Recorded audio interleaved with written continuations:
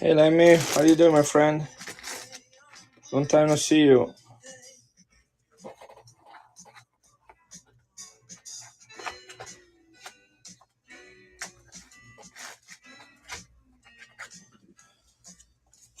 Let me check this out. And I have three different ones.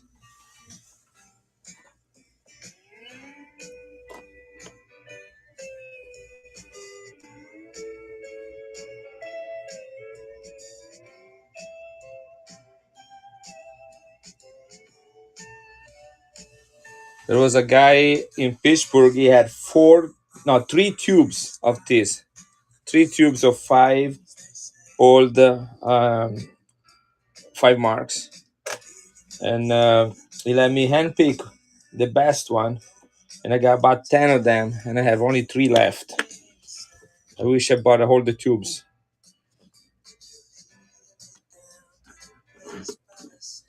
All right, let's start on a giveaway. Got a few things here I can choose from.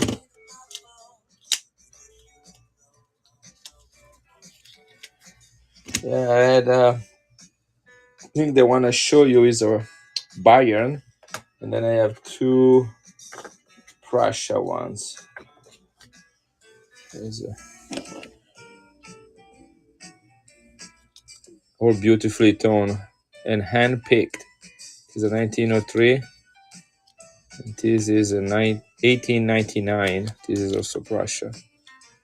And then the other one was Bayern. Right, this is gonna be the giveaway. This is a 1968 Denver. You don't see a lot of Denver. Usually are Philadelphia or San Francisco. This is actually a Denver. 1/10 Balboa. This is nickel, but it's still in immaculate, really good condition, and highly collectible. Again, this is an extension of US coinage. This is going to be the giveaway, the first giveaway. Hello, everyone. Hey, Sharon. I'm going to go for about Hey, Adrian, how are you doing? I'm going to go for about 2-3 hours today. I'm not going to push it too hard. I doing a major cleaning I did a major cleaning. I'm doing good. The score is back. I'm doing a major cleaning in the bin. It was just way too much of a mess in there, so I delete everything that was in the bin and in the marketplace, and I'm starting again from scratch. Now I need to find my giveaway. Here it is. And so I will spend some time tonight kind of putting things back in the bin, things that have never been there, running a few things. Kind of like getting ready for tomorrow. Tomorrow morning is gonna be my big stream, I guess. Or now that school is back, Tuesday's my day off. I'm only going to work in the afternoon, not because I have to, but because I got stuff always to get ready for the other days of class. And so I will be streaming tomorrow morning from 8 to noon, and then I'm gonna do about 2 or 3 hours tonight. Hey, Belong, good to have all my friends here. Nice. And this is the giveaway. Now we're gonna do as usual 2 giveaway. Just went through my 500 lira. Yeah, just need a 62 to finish the secret step. I would like to upgrade the 58 and 59. Right, keep my eyes open for the so let me tell you what I did. Okay, this is the giveaway right now, guys. So I spent about $3,000 in the last 24 hours in coins. About 1,000 I bought in Italy. So I've been buying coins from 2 vendors in Italy. Yeah, and I buy them through Facebook, and they used to send them to my dad. My dad probably has about $5,000 of coins waiting for me there, and I figured the shipping would be too risky and too expensive.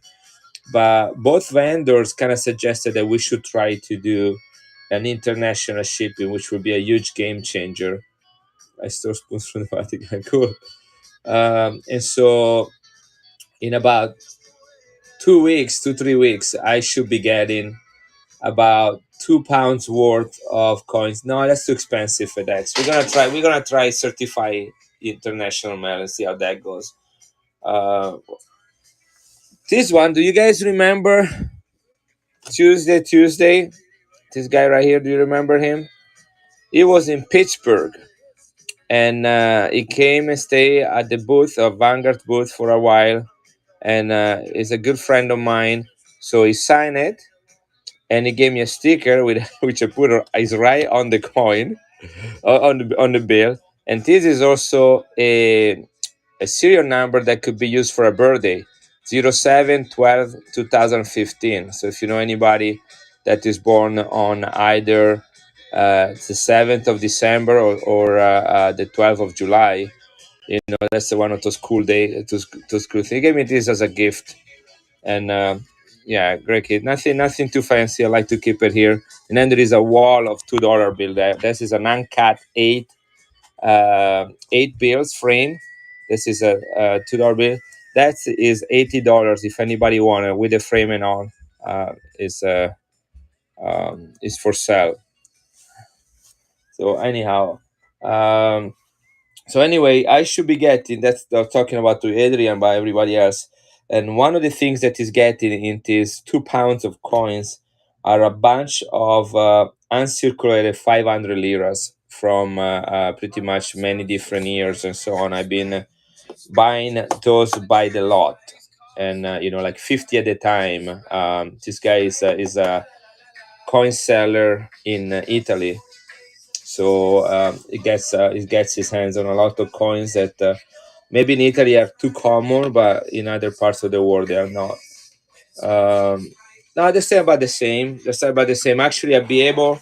I got them at a really good price, and I don't have to pay for some shipping. I should be able to sell them under $30 a piece. I'm thinking about around 25. I have to see what my final cost is at the end. But there are also some commemoratives. They're not just the one with the that we've been talking about. Where did I put it? Not just this one right here. You know, Guys, 30 seconds to the giveaway. I do a second giveaway. That's how I start all my streams. I do two giveaways back to back, and then I do one giveaway every 5 items sold, 5 or 6 items sold. So yeah, I didn't find that in Pittsburgh, and I think all the Cuban I had, I submitted for grading. So I don't know. I don't know. I have any of those commemoratives. However, I bought a bunch of Cubans from this guy in Italy, but they have been shipped to my dad, and I know there are a bunch of those with the animals in it. So anyway, let's run this one. I'm gonna run a second one immediately after this one. So we got another bad decision that got this first one. Let me run the next one right now so that we can get to business. Here it is. So this one goes to, do you have any coins with fish? I do, Sean. I have at least a couple that I know of that are around here. Let me grab them. Belong tends to take all my coins with fishes. I don't know if it's a bad fisherman, so he can get any for himself. So it's like I'm gonna get them on coins, or because it reminds me of fishing. But I think I have a couple. Yeah, let me grab them right now. As this giveaway is running. So another bad decision, and let's get. So this is another Denver mint. This is 1972 Denver. This is Philippines. This is 1 peso, which is the equivalent of 1 peso. They change it from peso to peso, then from peso to peso. But it's the same thing. This is Philippines. It's not silver, it's nickel, but it is a 1972 Denver mint. This is the giveaway right there. I'll turn down this for a second, a little too loud for me. And I think I had, let me see if I have the one with the marlin right there. Uh,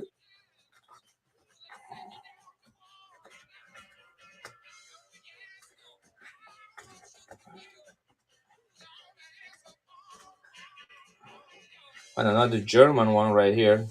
I ran that one after. This is a beautiful Canadian one. There are some really cool coins, these guys. I bought The other $2,000 I spend them on two sets. One is a Cook Island set, limited edition, very low mintage, and I'm keeping that one. But I do have a graded coin right here from. It's not from that set, but it is found in that set. So basically, is a copy then of one that I already have, and and then the other one I bought the full Canadian Olympic set from 1976 in a original box. And those coins are like $50 to $80 a piece. The $5 are $50 a piece, and the $10 are $80 a piece. I have two graded, and now I have the full set to accompany those. That's really, yeah, I'm really excited about that. Here it is. Who was asking about the fish?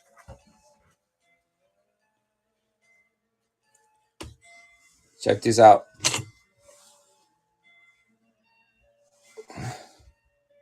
This is the blue marlin. Is a typical fish of the Caribbean area. This coin is 80% silver, very low mintage, minted at the some of these this is 1974, so almost 50 years old. Some of these have been minted at the Franklin Mint. Others have been minted in London because the Bahamas are a British colony from the Caribbeans. But anyway, this is 80% silver with a beautiful blue marlin on it, and that's they tend to represent the flora and fauna from the area. All the Caribbean coins are like that. So I can run this one if you like. I usually have them at $40 in my bin because of the low mintage that they have, but I can run it at 30. I usually um, sell them below wholesale during my live stream, and if they don't sell, they go for retail price in the bin.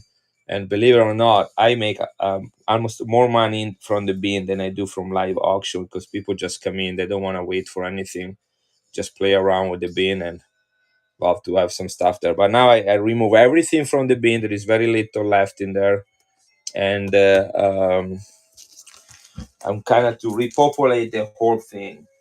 And school started today, first day of biology. I got a great group of students. I have four or five more classes online, so be having a busy semester.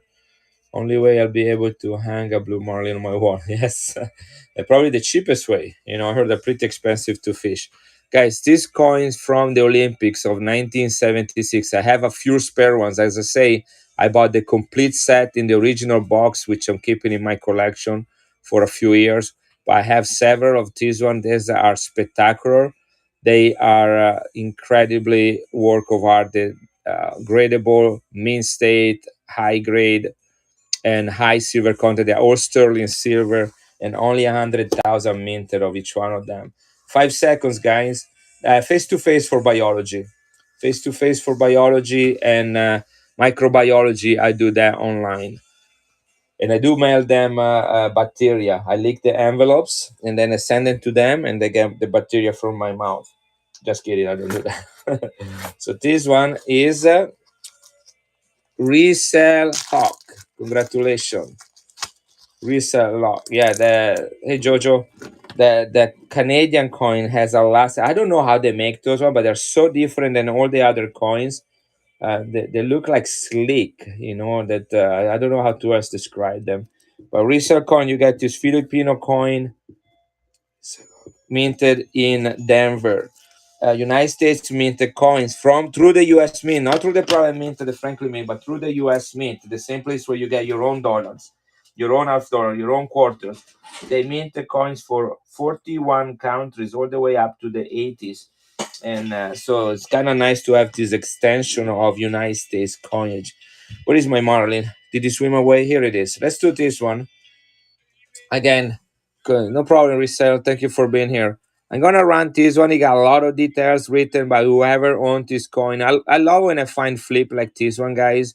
You know that whoever I bought it from, which I buy from coin shop or people that deal with coins, they probably bought them really cheap from maybe, I can see this one be like, look at the handwriting, being like a grandfather, spent a lifetime collecting these beautiful coins, and then somebody in the family inherited them and probably just sell them really cheap or get turned around from some pawn shop or whatever, and here it is. But almost the writing and the flip is as precious in this case as the coin itself. That's a nice piece of history. Sure, I'm sure that whoever did this work on this coin, if he has a chance to see that there is somebody else out there is going to appreciate it as much as he did it, it will make him laugh or smile from a little cloud somewhere in heaven. So here it is. We're going to run this coin, which I do not have in my bin. El Elino. So what you need to let me do is, I'm not a power setter for some of you that knows that I don't go very fast. I take time talking about coins, learning about coins with you, and also I like to create listing that in case. Good night, sweetie. Levi is here. We want to say hi to everybody, Levi. Hello. I was gonna sell some coins tonight, but I'm good, and I'm a bit tired, and I have school tomorrow. Yeah, start school today, Levi. Yep, today I had school. Let's see if we can sell them on Saturday, okay? Get a few ready, get 10 ready by Saturday, and then I'll let you sell them on Saturday, okay, Levi? All right. Okay, this is 1974 Bahamas. 80% silver, 50 cents.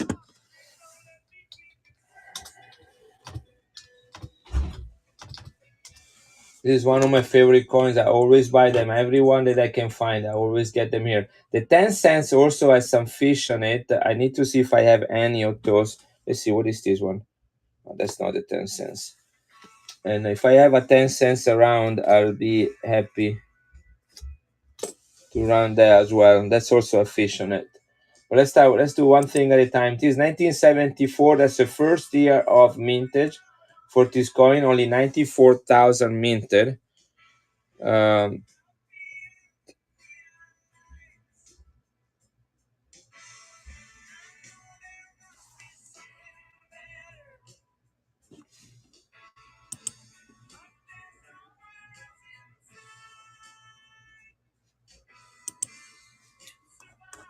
and this is also proof.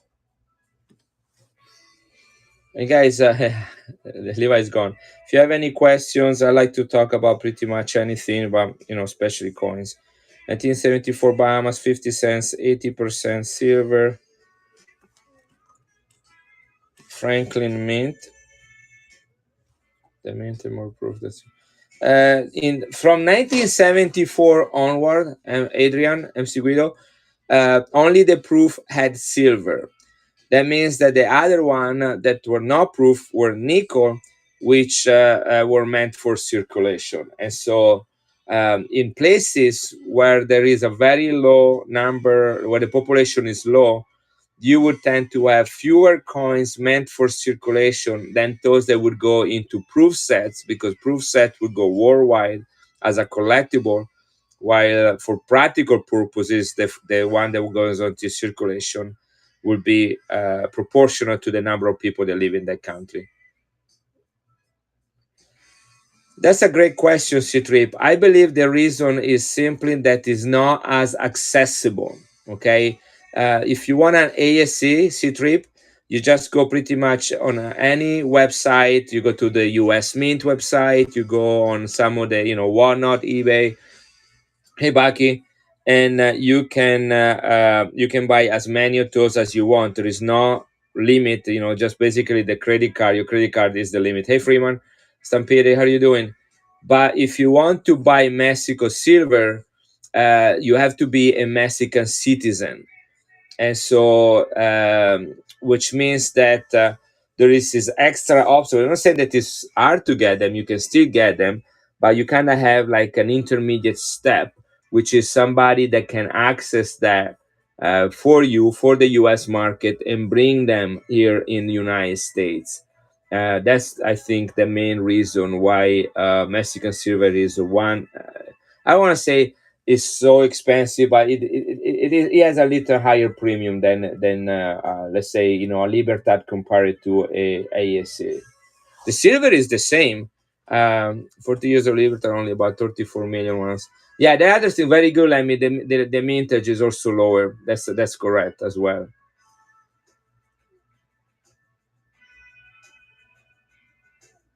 Yeah, but oh, thank you, Freeman.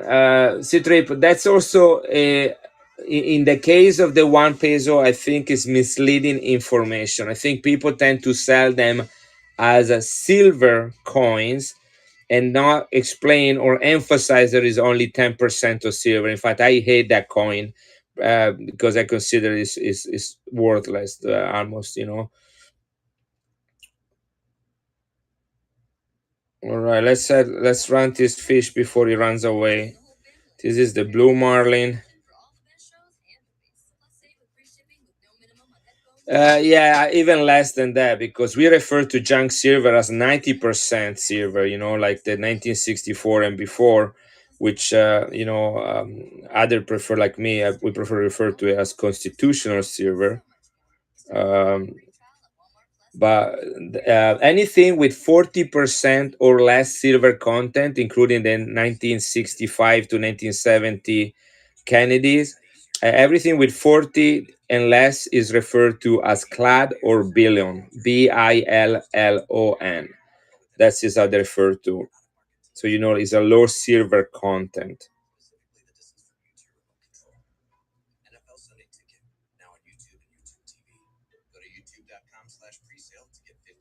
Yeah, yeah. I would just refer to it as Billon, Billon, Billon. Some people call it clad, but I think clad is used sometimes for coins that have no silver, like a copper, nickel, and coins that have a little bit of silver, so it gets confusing.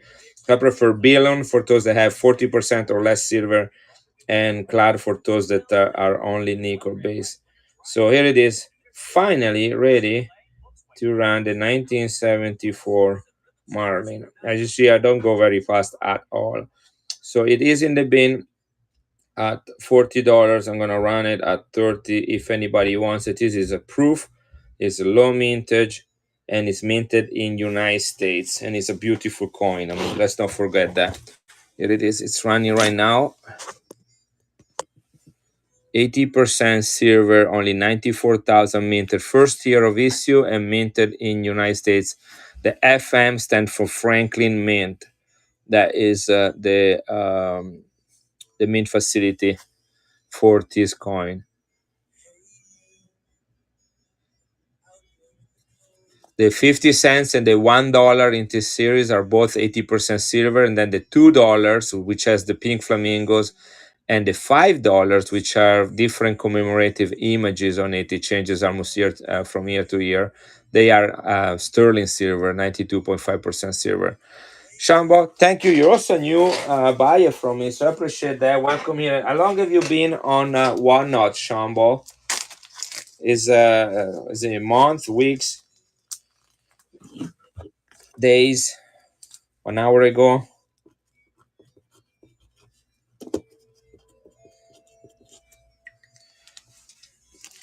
A few months. All right, and you've been doing coins all these times, or you started maybe with like Pokemon cards, and then you converted to coins. I was looking if I had this other coin. I might have random. What is this? This is the 21. No. Yeah, I'm sure I'm gonna get others. I have some, but not right here on my table. I mostly do silver coins. The other fish do not have silver, so I do not have as many right here. All right, well, let's do this one right here. This is a key day, guys. I've always collected coins, but I came to one now for cloth original. Okay, cool. Awesome. Guys, check this out. Okay, let me see if I can do this right. This is a 1916 20 centavos from Cuba. Okay, this is a key day, guys. Now, I want you to take a good look at this coin because in uncirculated condition, this coin is about $500 to $1,000. 500 ungraded, and it gets to 1,000 to 1,500 graded for this coin in uncirculated. Is that crazy? Look at you. You decide. You tell me what you think is great or is on this coin. In about uncirculated, The coin is about $120. Isn't that crazy? This is 90% silver Philadelphia mint. It is not possible to sell these coins on many United States platform because of the embargo, being Cuba a communist country.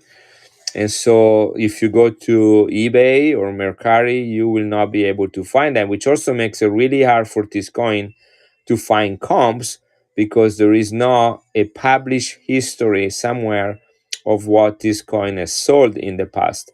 We have to look at places like Heritage Auctions or Katz Auction, KATZ, and that's where you would find that information. In fact, look at this as we talk about that.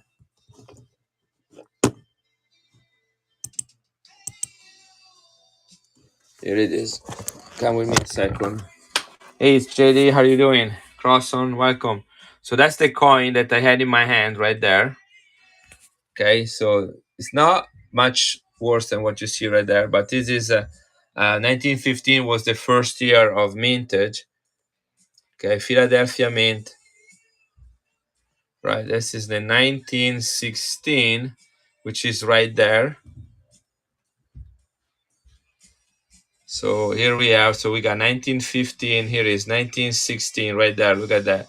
In 1916 of this coin, MS65 sold for $3,120 on January 17, 2023. Can you believe that? $3,120 for that coin that was in my hands as an MS65. Okay, here is another 1916. All right, that sold for 16. There is, you only say uncirculated, so this was not graded. It sold for $1,600. Okay, more than $1,600. That's the coin right there in uncirculated condition. There is another one graded, an MS64.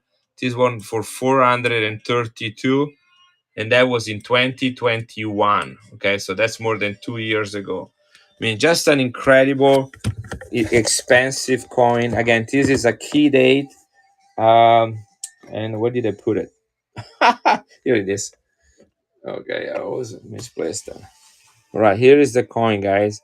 I think we can confidently say this is an about uncirculated coin. I mean, check this out.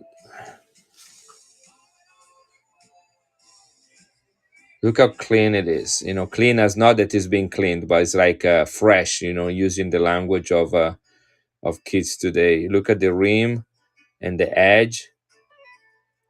You can see the star on the Phrygian cap, which is usually the first things that disappear on this coin. All the details are right there. So you agree this is an about circulated at least. Look at the fields, no scratches. This is what's called a low relief star. That's just the way that they minted. It's not because the coin is being circulated. It's just the way that um, they strike that coin that way. So AU is $120 starting price on this coin.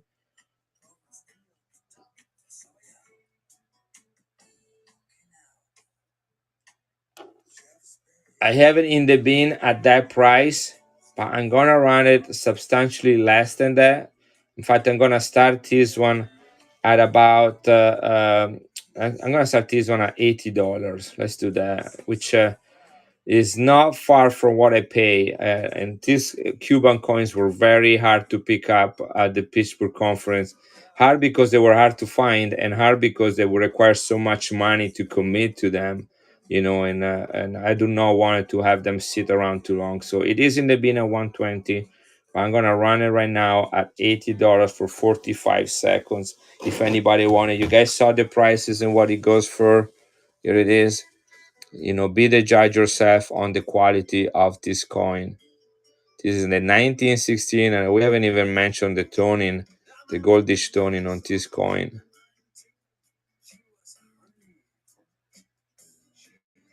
It's definitely a coin you do not want to back and go.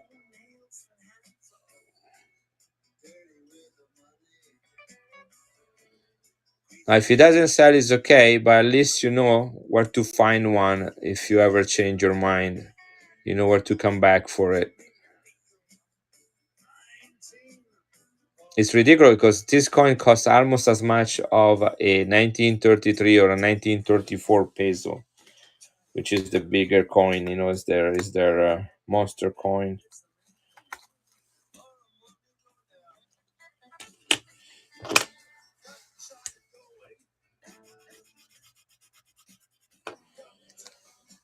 If you like Cuba coins, I do have a 1920, which is a lot more affordable. This is not the 20 centavos, but it's the 10 centavos, still 90% silver, still minted in Philadelphia.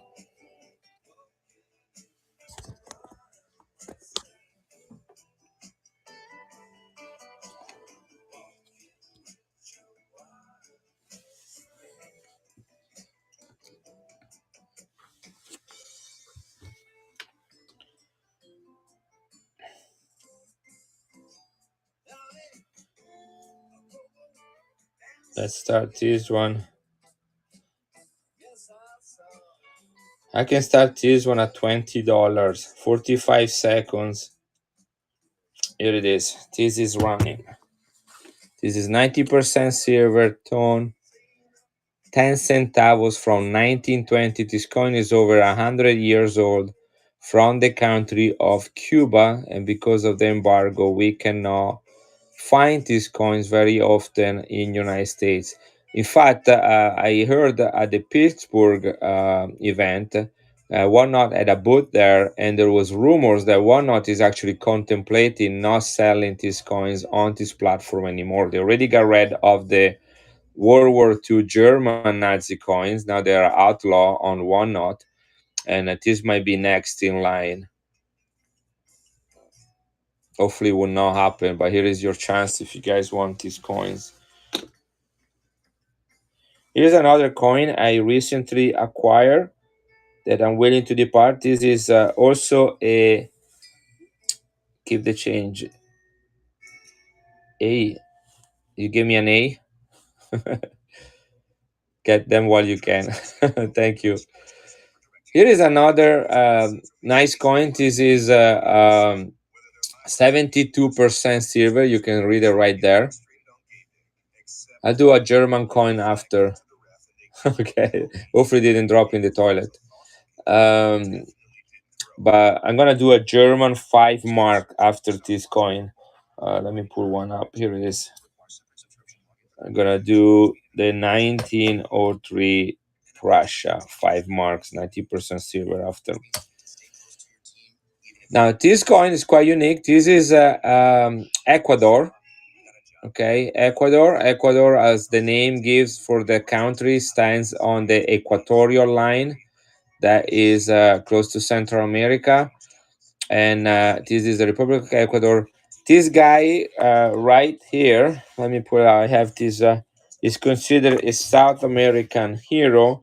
Has contributed to many rebellions that have led to the freedom of the people in Central and South America from Spanish occupation, which was going on now for hundreds of years. This is a 1930 coin. Here it is, pin it right there. The man that you see represented here, his name is Antonio Jose de Sucre. Is considered again a local hero, kind of like Vasco Balboa is for Panama.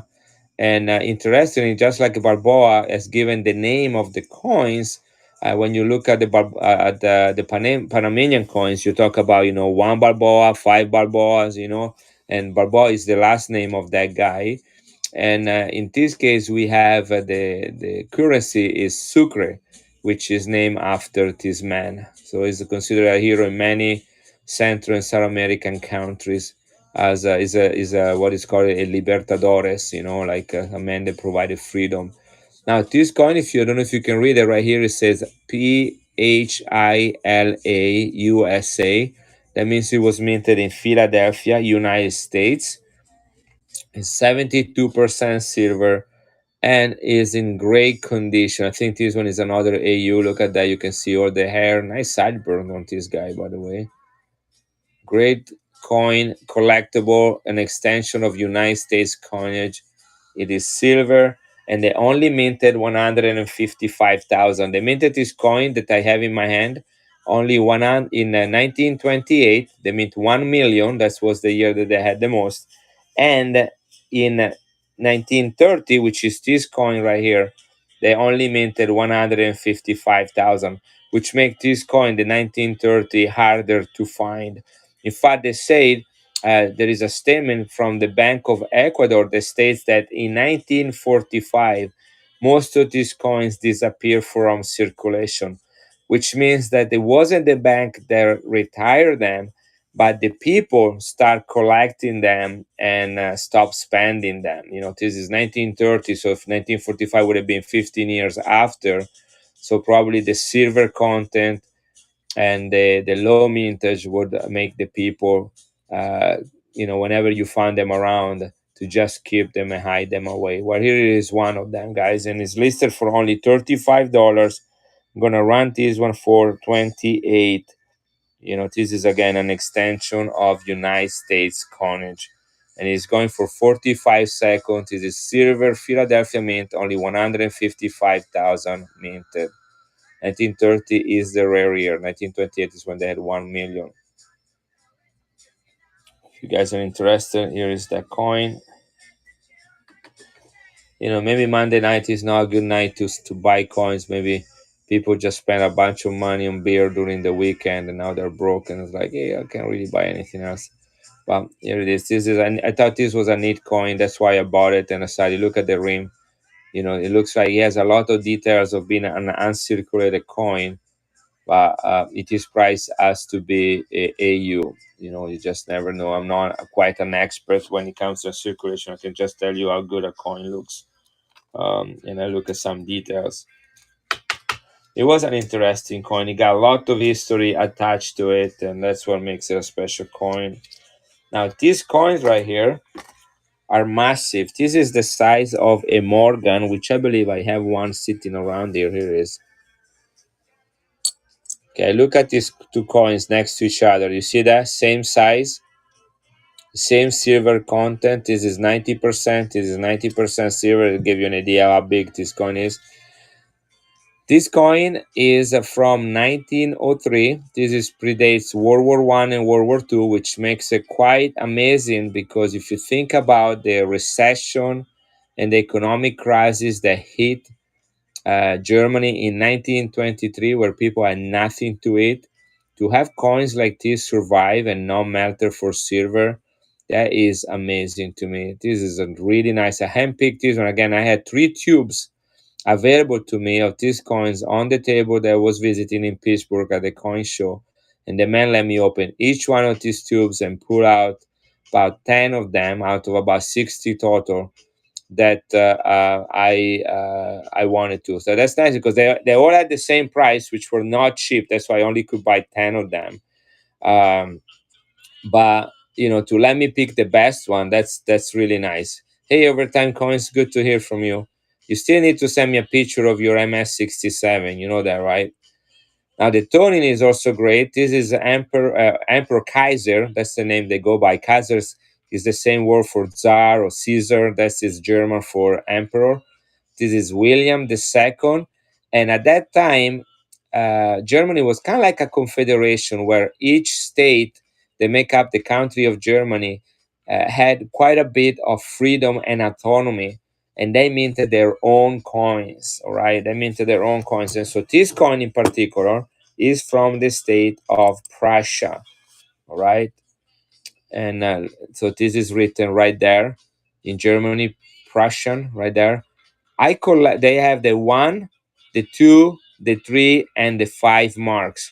I like collect the 3 marks. They are a little smaller than this one, because they get rid of the 3 mark face value. They kept 5 marks all the way to the replacement with the euro in 2002.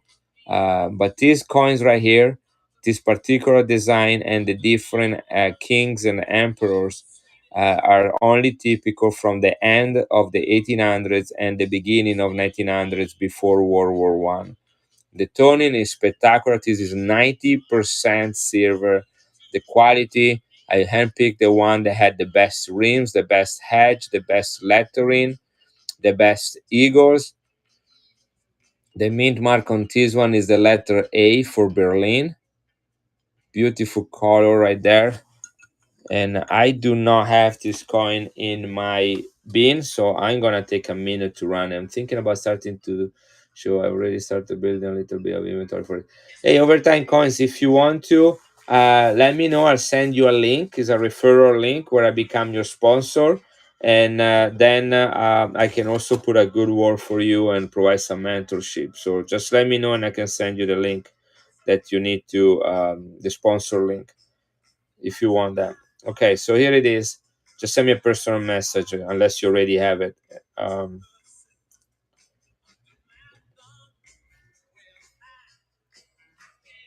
so this one is 5 marks, 5 in Germany, 5 marks. This is 1903. This coin is exactly 120 years old this year. This is Germany. Is a coin packed with history and intrinsic value, the high silver content and the large size. This is 5 mark and it is 90% silver. It is King William II, and it is the coin minted for the state of Prussia with the letter A for Berlin. Okay, I think I put everything I need to put for this coin, and it will be in the bin if no one buys it.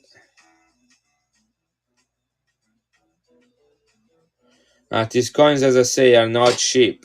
If you want a cheap coins, I have those too. Cheap silver war coins, but those are coins that are a little bit of an elite among these coins. They don't grow on trees, and I got even with my 20% dealer discount, um, they were still quite a considerable investment. So it is a pin right now, and I can take $10 off, which is very close after fees to basically what I pay for. So here it is, $70, 45 seconds. This is a 5 mark coin. It is running right now. It's a gorgeous coin, great investment. These coins are not going to lose value. And even if you submit them to grade in this condition and they are very fine or extra fine, I think this one is a high extra fine. I look at this as an extra fine 35 at least. They are beautiful too. Yeah, the luster and the golden look, especially on the verse, just beautiful gold right there. That's come from all the silver that this coin has in it, and it's just great. I as I say, I collect the $3 marks from this period. They're a little smaller. I think they look very sexy in slabs. I buy them already slabbed and graded, or I grade them myself. Good job, Lemmy, on this coin. It is a really nice coin you got there. I'm gonna put that right here in this little plastic holder to protect it. Um, but they're just, and I'm submitting. I probably submit about 10 3 marks to be graded, regardless of. I mean, I picked them the nicest I can find, obviously, but they are not uncirculated or about uncirculated. The one I got, and I just think they're gonna look really good dressed with a slab. So this is the 5 mark. Let me congratulations on adding one more sexy coin. This is a coin of presence. You know, this is a coin of presence, not a wussy coin. Let me run Otto. This is Otto Konig. Von means from or of Bayern. Okay, this is the area of the state. Again, beautiful toning. Look at that. beautiful field. This is the D mint mark, and let me help me out here. Is that Hamburg?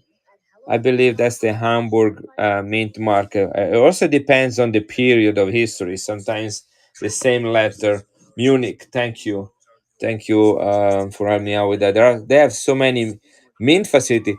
Just as a comparison, Italy, that's where I'm from, is the same size and about the same population of Germany, and we only have one mint facility for the last 100 years, and that's Rome. They had others in the past, like Naples and Milan, when Italy was divided between before 1861. But from that point onward, we only had one mint facility. Germany, for even in the 70s, even today, I believe, yeah, even today, they still have different mint facilities in operation. Yeah, this is a beauty. This is a real beauty. Another 5 mark, as you can see, still again the German eagle. Deutsche Reich, which means Second Empire. Then it went to Third Empire. It is a 1901. Again, look at this coin. How can you tell? This coin is 120 years old. I mean, look at the rim. How beautiful it is. Munich Bintmark, Otto Koning, von Bayern. Here it is. I'm gonna create an auction for that, or a listing. This is what I refer to as sexy coins. And it's hard for me to sell them because I like them myself. I love German coins, but I can't have. That's a beautiful. Yeah, I know, isn't it? But I decided to focus on one coin for Germany, and that's gonna be the 3 marks. So 3 marks are my coin, and everything else I buy for people to have a shot at them. But absolutely love German coins. This is a 1901 Germany 5 mark, 90% silver with Otto. Hey Zebra Koenig. Or zebra, we should say zebra. Zebra is in Italian. Koenig. All right, this is Otto Koenig, and he's from Bayern. Okay, that's the state of Bayern.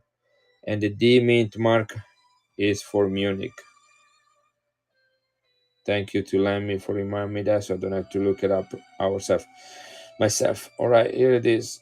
This is being created, and I know some mint marks are rarer than others. Um, Bayern, you would say Bavaria if it's, but I'm not 100% sure. Let me look it up really quick. I'm sure the Lemmy has that off the top of his head. Yeah, here it is. You got the answer. Hey, Jenna, what is it? We're giving back to him, or is this change? Okay. Where do you get it? Yeah, but what did you get to the bank to get it back for him? Okay, so it's good. 5 mark, and it is Bayern. Let's see if I can find it quick. Here it is. This coin was minted between 1891 and 1913. Is the Kingdom of Bavaria, like let me just say, that's one of the German states, and was only minted in Munich. All right. So the 1901 D, only 295 minted, 295,000 minted for that year. Okay, a very fine coin is about $60 to $70 in very fine condition. I think this is better than a very fine, but I'm gonna run it at that price like the previous coin. I'm not gonna stay there and say this is worth more, this is worth less. It's gonna average out. So I'm just gonna add the mintage on the description.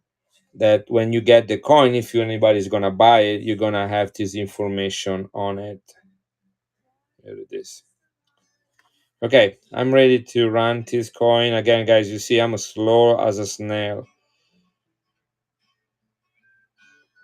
But I hope that you guys don't mind. That's just how I do it, And I know in this fast-paced world, people say, "Come on, don't have all night." So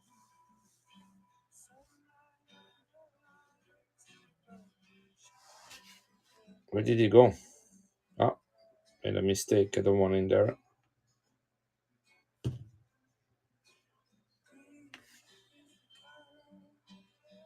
All right, now it's good.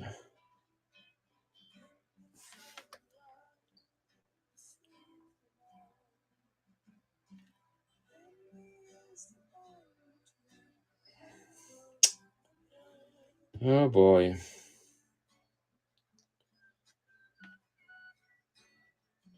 I just uploaded a new version of OneNote and it's still give me a little bit of trouble. Seems like I have to work twice as hard for everything.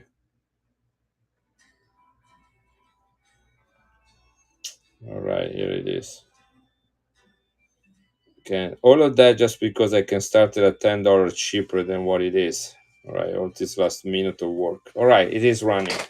Woo! I'm sweating from all the work that this kind of made me do. But here it is. This is the D mint mark. Autoconing from or of. That's what Von stand for. Bayern from the King state of Bavaria. 5 mark, 90% silver. Before I start doing shows, I need to learn a lot of history behind the coins, otherwise, I won't be able to sell anything. Not necessarily over time. You don't need to know necessarily everything. You just need to know where to get the information and how to ensure. Guys, 5 seconds left on this coin, and to ensure that the information is correct. If if you don't care about the information, you're gonna want to take the risk. You're gonna say like, hey guys, this is Germany, this is 1901, this is silver, and that's what some seller will say, and then it's just about selling. That's why people don't sell a lot of foreign coins, which I think they're missing out, because there is so much history already embedded in the coin. They're like little metal books.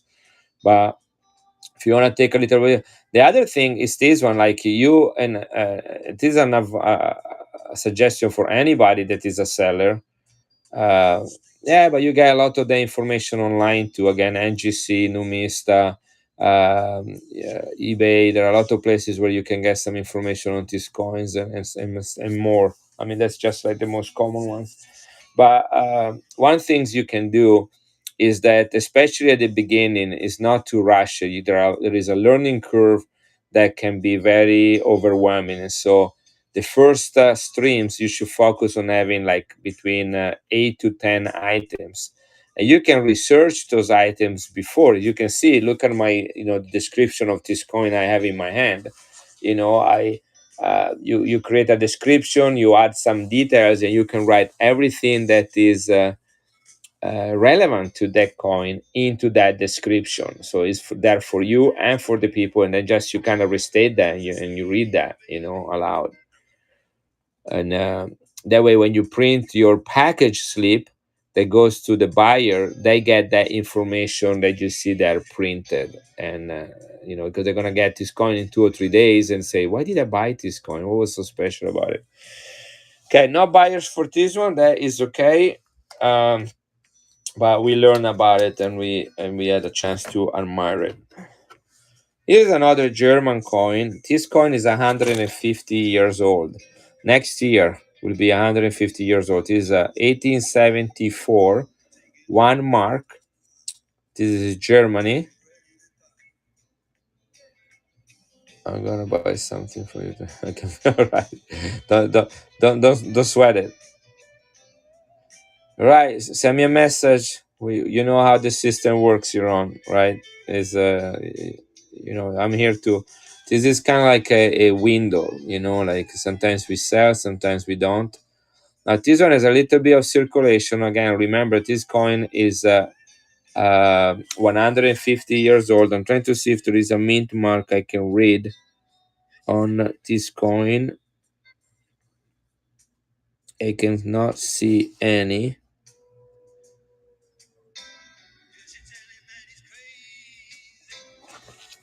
And I will. just need to see one thing. So 1974, Germany, 1 mark.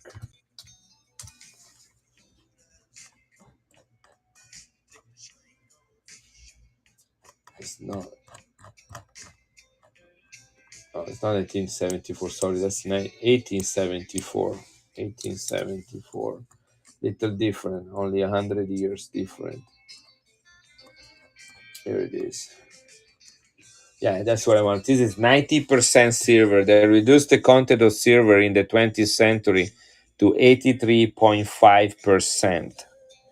Okay, and now this is actually 90% silver. Is William the First? Not William the Second. This is William the First. That is the king.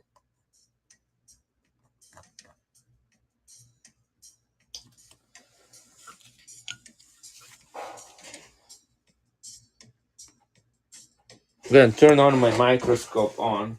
I think I can spot. I spotted where the mint mark is. I would like to see if I can read it.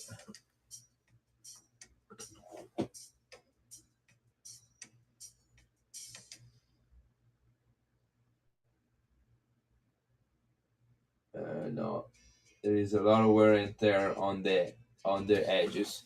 Anyhow, so I cannot tell the mint mark of this. Could be anywhere between A, B, C, D, E, F, G, H, J. But the size is all the same. The silver content are all the same. This coin is in this condition go for about $30. In better condition, they're up in the hundreds. But I'm gonna actually start this one. Hey, Mr. Nowhere, just German customer. No, sorry, I this will be my last one. I promise. I just grabbed those that I have right here in front of me. I got a couple Canadian coins that are really beautiful. I want to run some stuff from the Danbury Mint. I like to run. I have some crowns here that are not silver that I can start cheap that are really with low mintage. Hey, Edo, how are you doing, my friend? How did your stream go today? I saw that you had one schedule, but I was at work and I did not connect to it.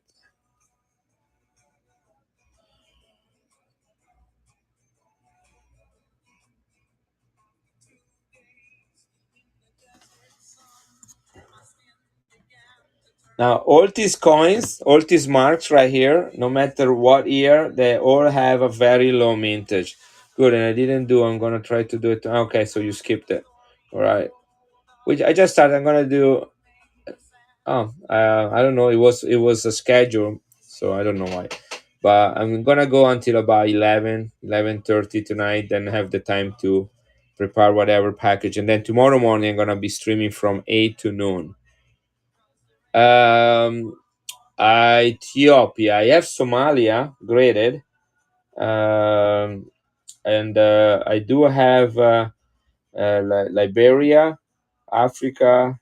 I have South Africa, many from South Africa, too many from South Africa, silver and non-silver, and yeah, that's. I don't think I have any Ethiopian coin at the moment. Again, so these coins right here, this is 1874. They start minting this coin in 1873, so this is the second year of mintage. Very low mintage on some of these coins.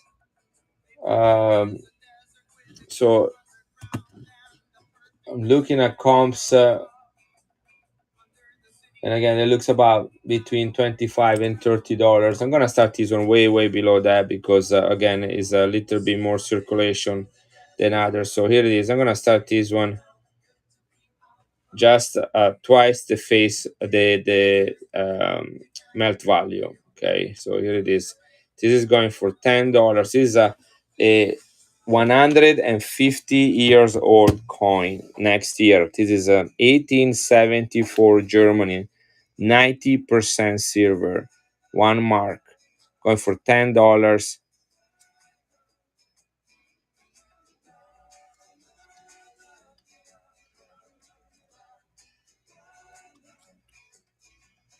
Second Reich right there, King William the First is the period of time. 150 years old coin, 90% silver, going for $10.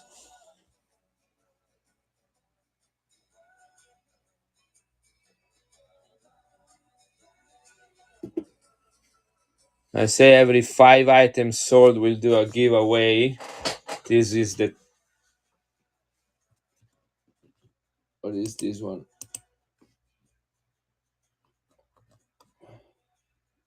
This is the third item, so two more. Yeah, that's a great pickup. That's great, great. Let me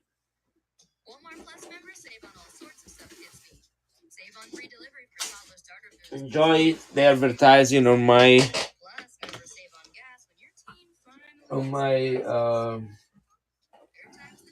cheap Spotify.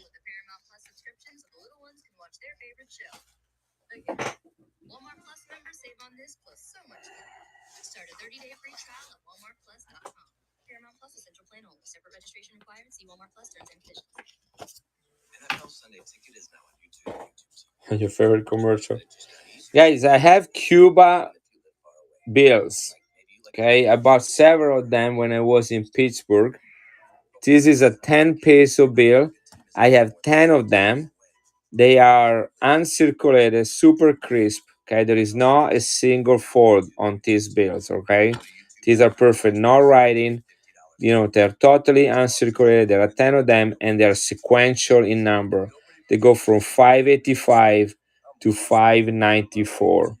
Okay, so you get all 10 of them, all 10 for one money, all crisp, all Cuba. These are just as forbidden as the coins, and sequential in number.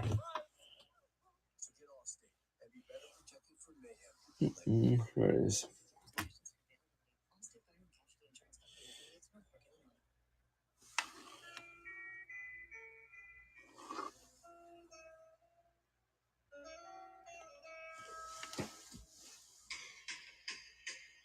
2010 Cuba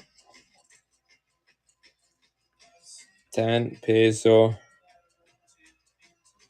10 bank notes, uncirculated and sequential.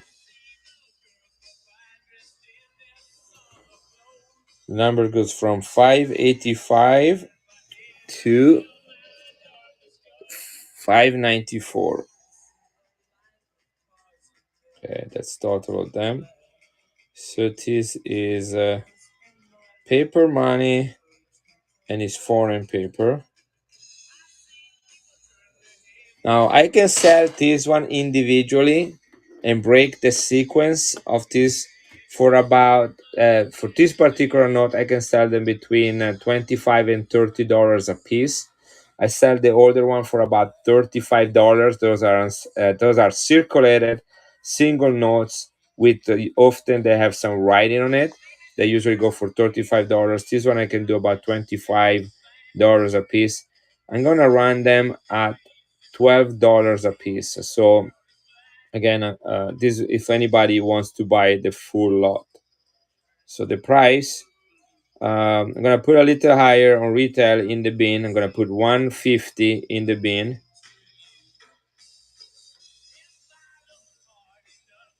But I'm gonna run it at 120.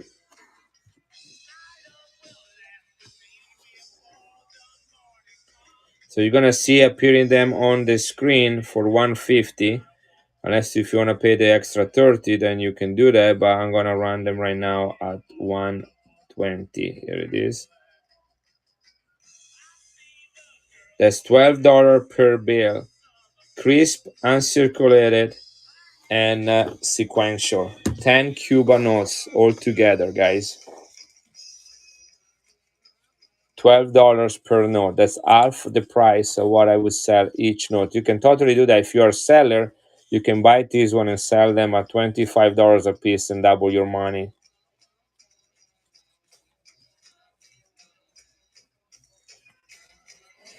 We got an Italiana 76. Welcome, Italiana 76. There was an Italian 78 before.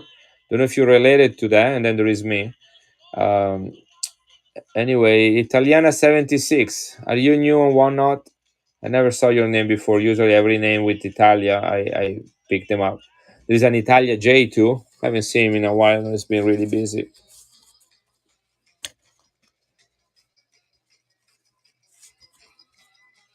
Guys, I'm gonna rerun this one more time. I'm gonna take another $20 off. Okay, I cleaned the table at this guy with all the Cuban notes, so I got a really good price on them. The fact that I got such a good price is because I committed to buy so many of these notes. The point is that if you get there, you would not have gotten this price. So you're gonna dunk another $20 off for all 10 notes. This is less than $10 per note, guys. Here it is. It's running right now. You can get all 10 notes, sequentials, crisp and circulated from Cuba. That's the forbidden fruit. Hey, Cherry Pete, Karen, how you doing? How's life treating you? 10 sequential notes for less than $10 per note.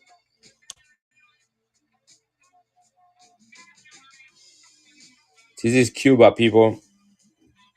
You can even walk. You can even fly back home from Cuba with change in your pocket. Hi, Karen.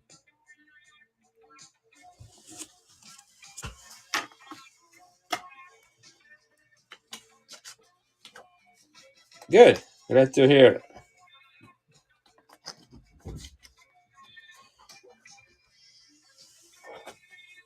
Check this one out. I never met Lemmy, but I picture him to look somewhere like that, something like that. They might ask you to exchange them. I don't know what they do, but I was talking with Vanguard, about like going somewhere, like going to Panama, kind of like as a write off, as a tax write off, it could go Panama, Cuba, and I'm very attracted to the Cuba culture. But I say, yeah, we can buy some coins, some things. It's like, no, you can even take the change from your pocket away from it. It's all considered. You kind of have to leave everything there. This is uncirculated as well. This is 20 pesos. This is from 2009.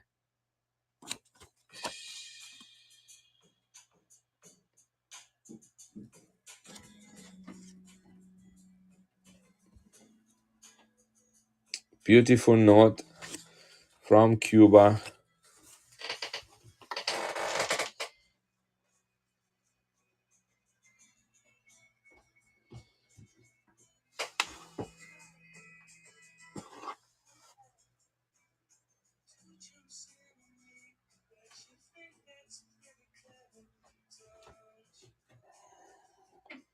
I have a little bit of banknotes, but not big on banknotes unless it has Queen Elizabeth. Yeah, you mentioned that the other day, which was very interesting. I might have a Queen Elizabeth somewhere. Somebody clean me of those Queen Elizabeth. I have a full book of notes, foreign notes, lots of Italian notes, and lots of foreign notes as well. Lots of sequential notes as well, crisp condition. I just never have really time to focus on them, and in fact, I am not buying them anymore. Either, just Cuba is quite the exception to the rule. It's hard to find, so I always try to get my hands on anything that is Cuba. This is 20 pesos and is in uncirculated condition. Yeah, I do too. That's why I'm selling the paper. I'm just kidding. There are some bills that I have some. I have one Italian note uncirculated with Galileo Galilei on it. No, with Tiziano. Tiziano is an artist, and that thing is worth close to $1,000. It's beautiful. That's part of my Italian note collection. Is an album that I have for all the Italian bills.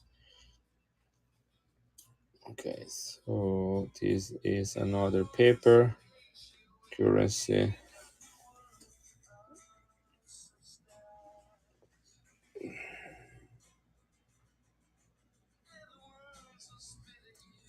Yeah, same thing. North Korea, Russia, especially good condition. Cuba, same deal. Yeah, or the communist country, or the part of the embargo.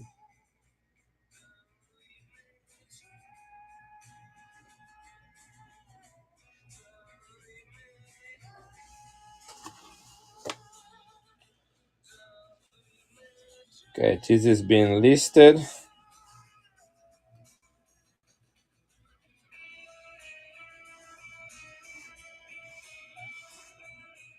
and it is running right now.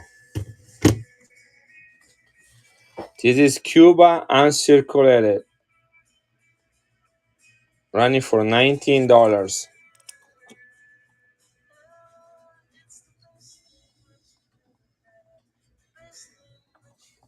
I have other Cuban notes, but I had to start those one a little bit higher because they're a little bit older. A couple streams ago, I sold one from it was like the equivalent of a silver certificate, very small, like a fractional note, from 1898 from Cuba. It was quite a find, and somebody just snatched that from me.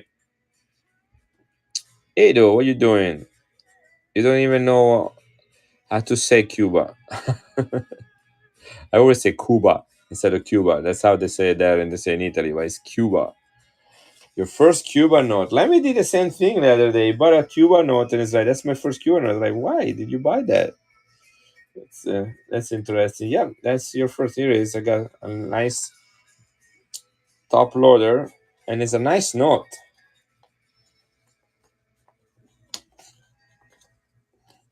I'm doing a Cuba collection, but are of graded coins, low mintage, mostly silver, but also some non-silver ones. And bought a bunch of them. I have several that are being graded right now, and several that are waiting for me in Italy. Let's pick up Edo.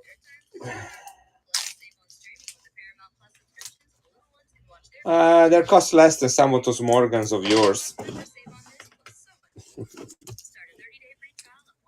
Just sell your Morgans and buy Cuba. Oh yeah.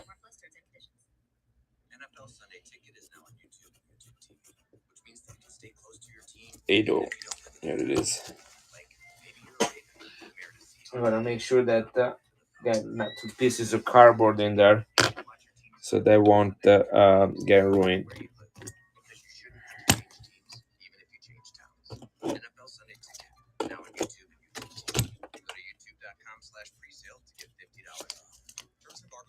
This is a nice coin. I think I ran it last time, but did not sell. I sold the 1 lira. This is the 50 cents. This is Jam BU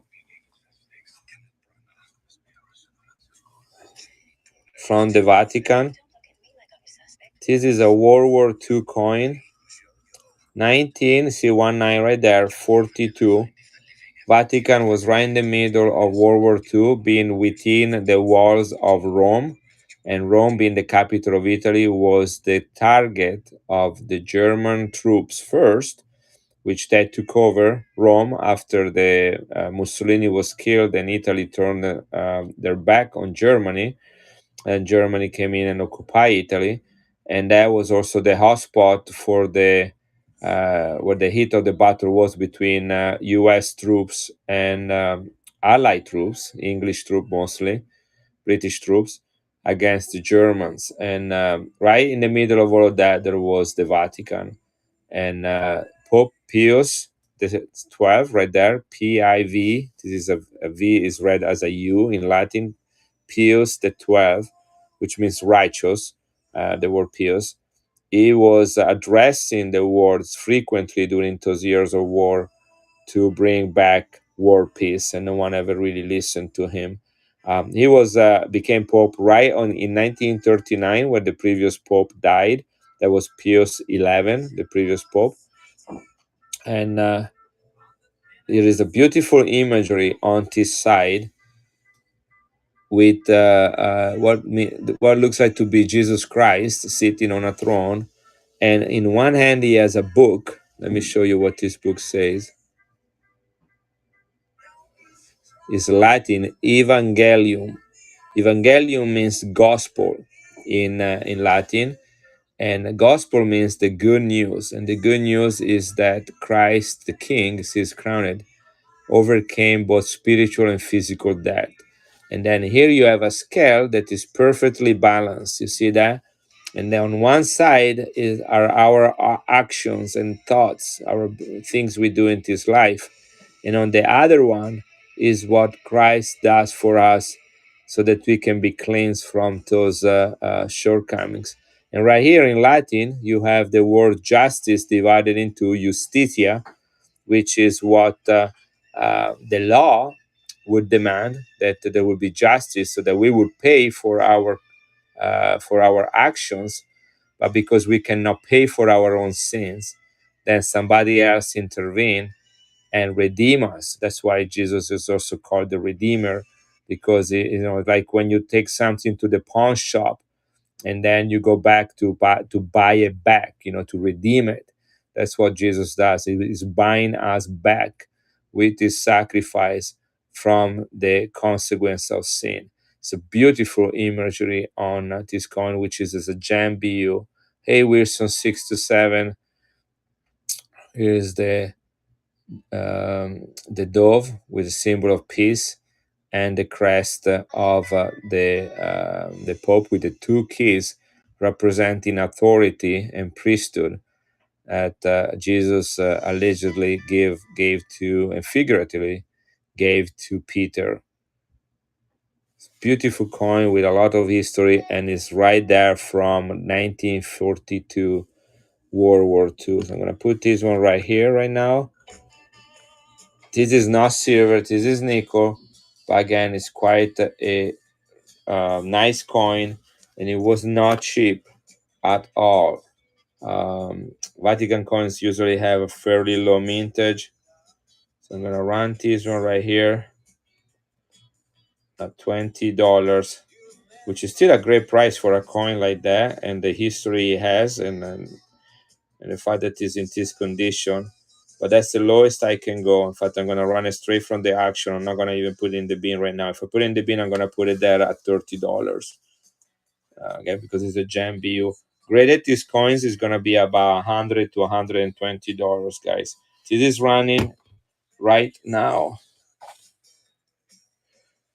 Spectacular coin. I mean, look at the luster on it. Again, this is nickel, it's not silver, but it's a beautiful. It's a lived through World War II. It was minted in Rome at the Rome Mint facility. The Vatican does not have their own mint facility. Love the symbolism right here.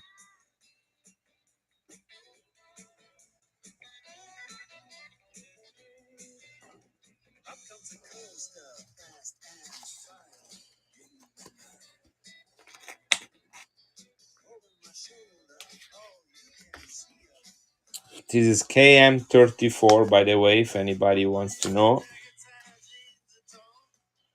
KM34.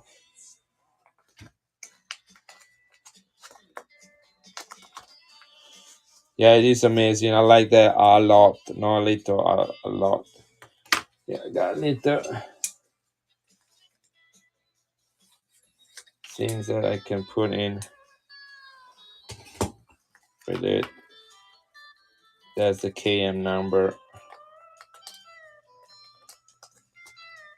There it is. This is coming to you, Wilson. Nice pickup. Okay, this is cell number 5. They were fairly inexpensive cells, so I'm gonna run a giveaway as promised. So, let's see what I have here to run. Let's run this Canadian coin. This is not silver, this is nickel, but it is uncirculated. 1969, they stopped putting silver in Canadian coins just a couple years before that. So here it is. This is the giveaway right now.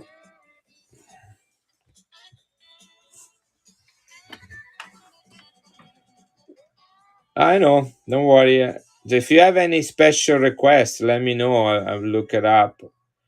So here it is. This is a giveaway. Probably run it for about 2 or 3 minutes.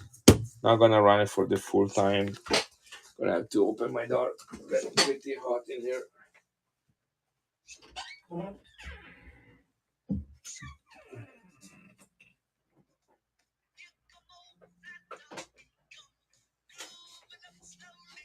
Edo, are you still in here? We just scored big. 1967 Canadian 25 cents proof 9999 silver because of one way. Wow, that's awesome. I got this coin here, MC Guido. I don't know if you're interested in it. I know you like silver coins. This is a circulated 1967. That's the 50 cents. I don't see very many of these one for some reason. I will love to run it. Edo, check this out.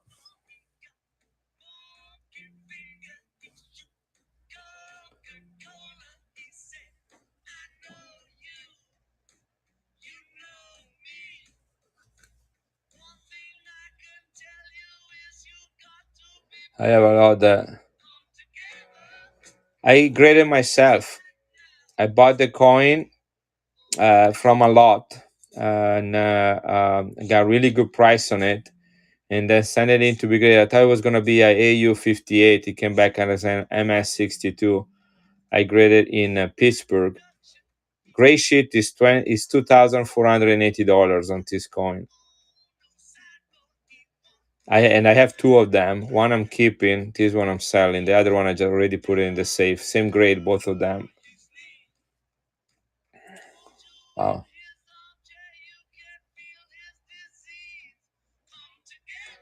Yeah, it is 1892 Carson City. They're stupidly expensive and it's toned too. And they are identical. These two coins are really like they are a copy one of the other. They've probably been together all their life, and the tone is the same. They're the same grade.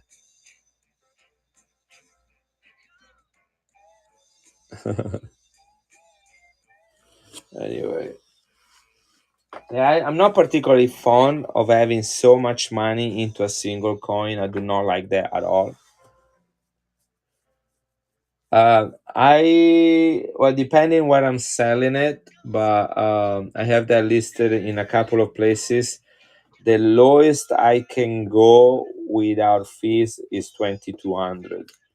If I have to sell it on one knot, I have to go about 2,400 for it. 2,450. I mean, I have to be probably very close to what I'm basically looking at on one knot is retail price without charging for the toning. Like if there is no toning to it. I'm hoping that people will see that the toning will be the added value and just stick with the gray sheet value. That's what I'm doing. Well, yeah. But this is a 1892 Carson City, guys. Gray sheet 40s coin without toning is $2,480. It is coin. Let me know if you're interested or if you know somebody is interested. Again, I have two of them, keeping one, selling the other one. Well, I thought the same. Well, honestly, I would. I'm like very conservative. I say, maybe um AU58, right? And so M62, I was really surprised to get that.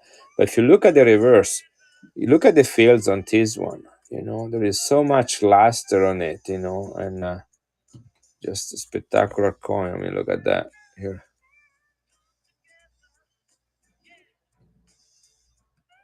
See the luster all around it.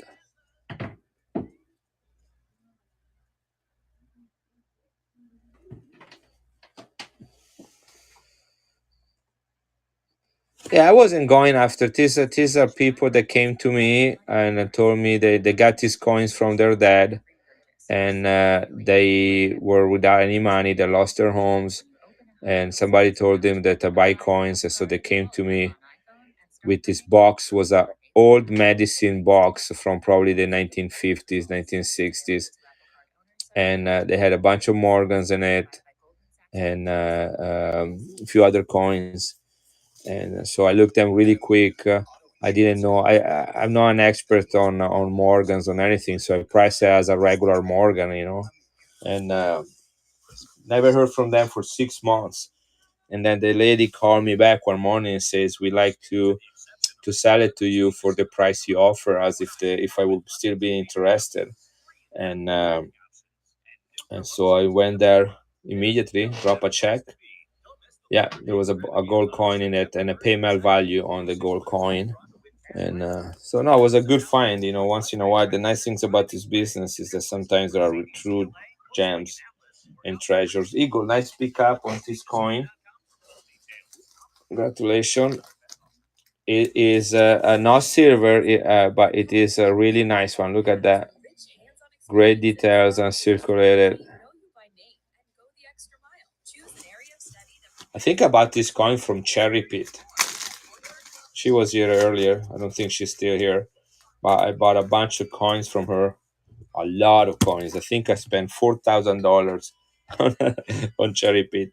Yeah, you remember that? You're still here. Doing good, Anakin. Welcome. Sometimes I bought a nice one, guys. Yes, of course. Did it ever happen to you again, Cherry Pit, that somebody came in and just buy everything you got on the table? I think this is one of your coins, and I gave it that as a giveaway. Uh, Eagle 0459. Here is the now this one is uncirculated, and Guido, I gonna go as low as I can possibly go on that coin based on what I pay for it. I have prices for each one of these coins about in Pittsburgh. So Eagle, you know that I do not, and I would not take a single dollar more from you than I if I could avoid it. So I'm hoping this is gonna be a fair price for you. I can start this one. Let's see. So the price on this particular coin, the Canada 1965 50 cents, is about $30, proof and circulated. That's what this coin is. This is proof, and let's look at it. Yeah, I'm even going to take it out from this flip so you can see it even better.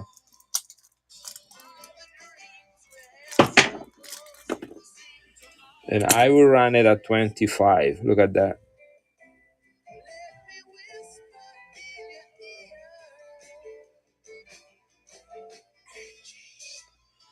But I can start this one lower than that. Okay, I'm gonna start this one at 20.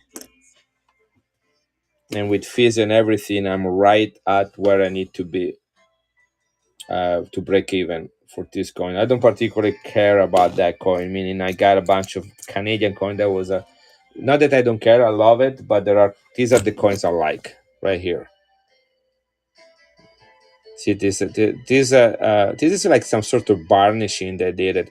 They list these coins as proof, which is interesting because when I think about proof, I think about mirror like, but they do this varnishing to it, and they create this incredible effect that just make me want to lick them. It's just amazing, beautiful, and anyway, that's the kind of coin I like. That's a sterling silver 100,000 minted right here. Look at the biceps of this guy. Anyway, so let's run this baby really quick.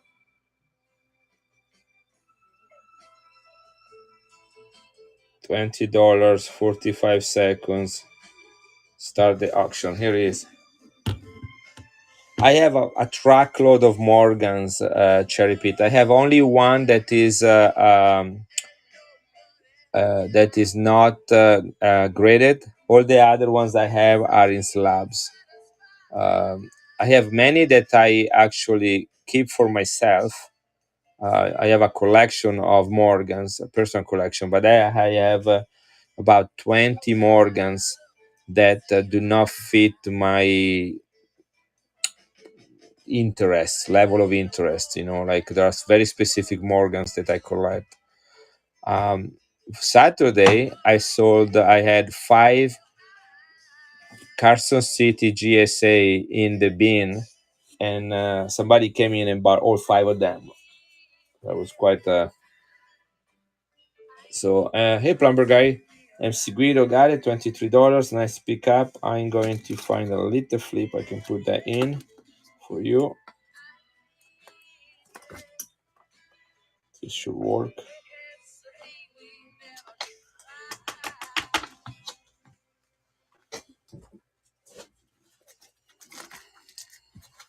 Hey, MT Evan, how's Israel today? How's the weather?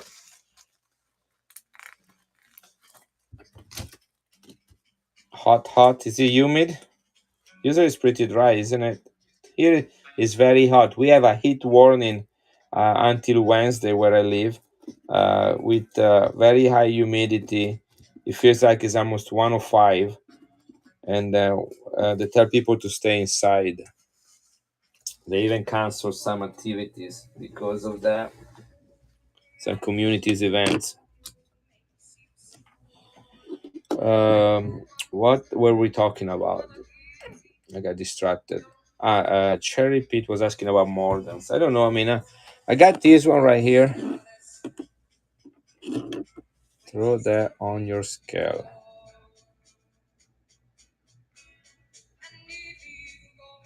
What do you mean throw that on your scale?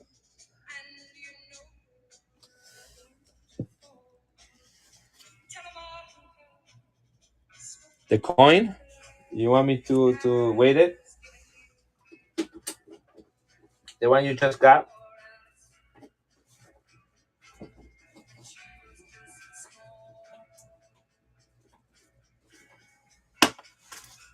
Here it is. Okay, I have I'm borrowing from work a scale. I need to remember to bring it back to the office tomorrow for is it has fraction of grams on this scale.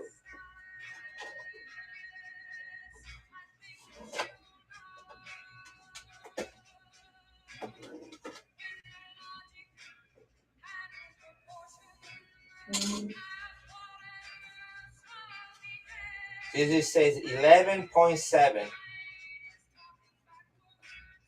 11.7. Yeah. Are we good? Yeah, I know there is an eco version, I believe, of this one, isn't it? But this one, this you can totally tell that is the silver one.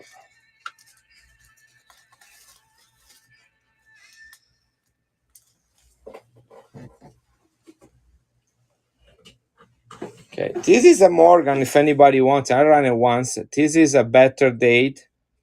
Is 1892 Philadelphia. 1892 Philadelphia. Before we were looking at 1892 Carson City. Mine is 99.9%. I didn't know that, MC Guido. Cool.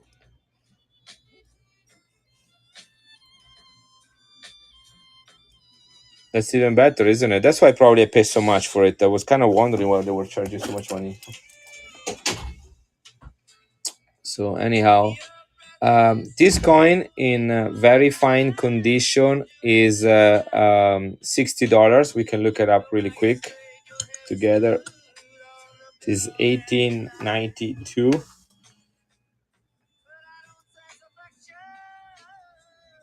Here it is. I got the subscription for Gray Sheet right there. You can look it up.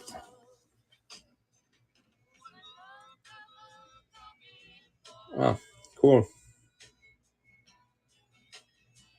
Oh wait, mine wasn't a 2017, was it? Yeah, it was kind of going between 11.6 and 11.7. It was kind of going back and forth between the two, so I know it's somewhere in between them, but it doesn't give me a second decimal.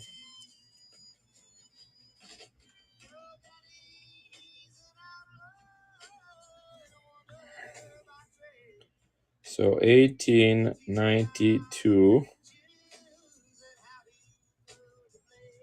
It doesn't say. It says. It says only 1867 to 1967. That's the only date on it.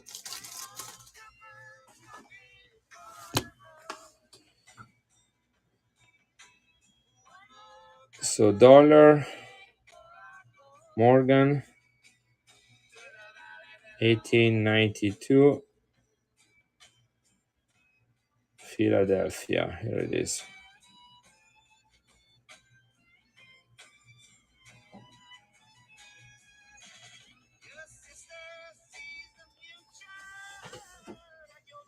There it is. So that's the coin I have right there. 1892.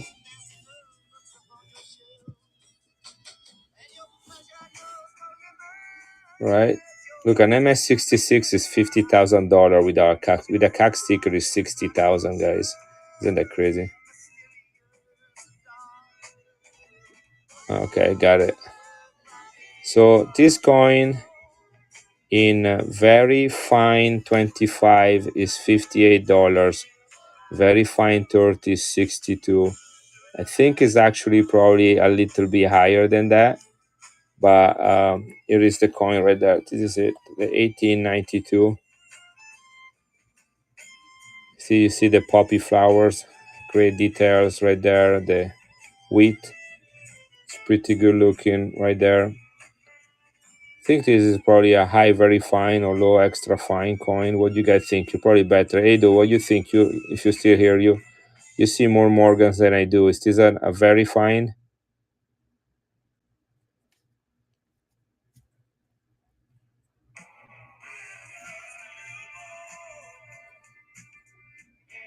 Yeah.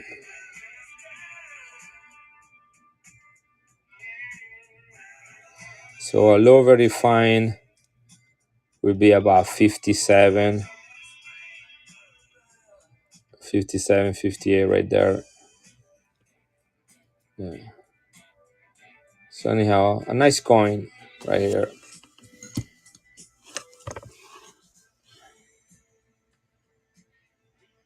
Yeah, I say it's about $60 coin.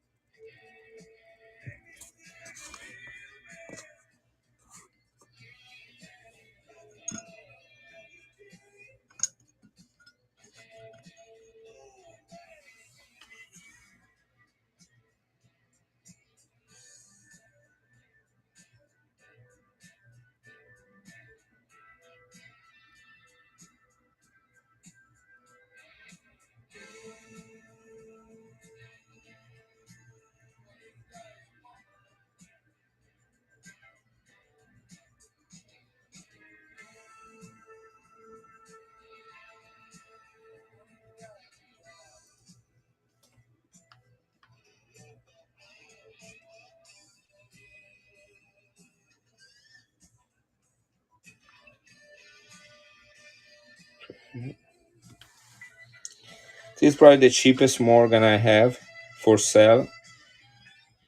I'm gonna enter this one in the bin.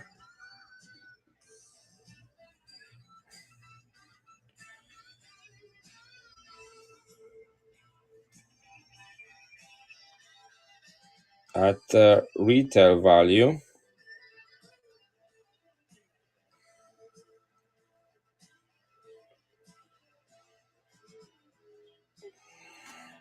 And I will run it.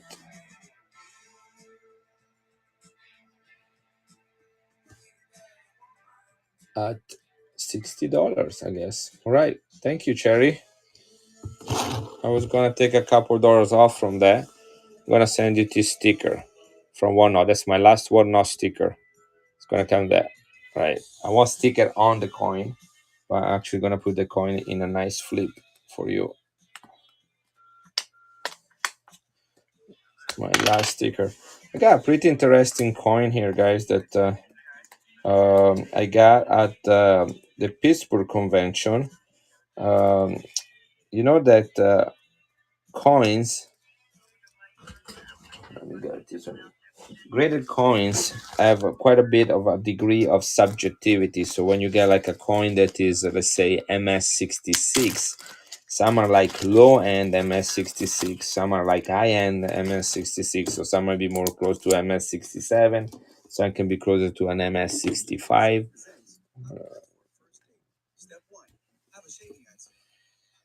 And anyway, then you will send the same graded coin to CAC, and they will put a sticker to certify the grade of that coin. Well, in Pittsburgh, CAC had their own booth, and they started accepting their direct submission. So what we're gonna see from now on, we are going to see a fifth company in the we have different companies that provide grading: NGC, PCGS, Annex. This is Annex right there. You know, and also you're gonna see this is the other company that is accepted on eBay, ICG.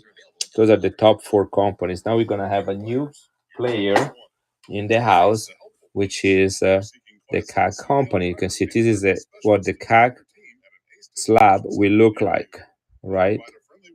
They're gonna have a QR code. They look like they are stackable right there. That's kind of like an empty space in between. They have kind of like the shape almost of a NGC and a little bit the same size, but they're definitely different in the background right there. So if you register with them in Pittsburgh, they will give you a sample right there of what their slab will look like. And this is an actual graded coin. Is 25 cents in choice PU. He has the ANA 2023 Pittsburgh label specifically for that event, and he has is a CAC slab with a CAC sticker, and this is gonna be what people will get when they're gonna have coins graded from them. I already saw people actually opening NGC and PCGS slabs where they were not too happy with the grading, and they're sending them to be regraded directly at CAC, which is probably something I'm going to try on as well. They don't, but and so PCGS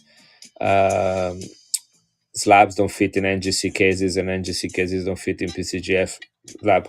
I actually don't put my slabs in those boxes unless I have to transport it. This is where I put mine. Let me show you where I put mine.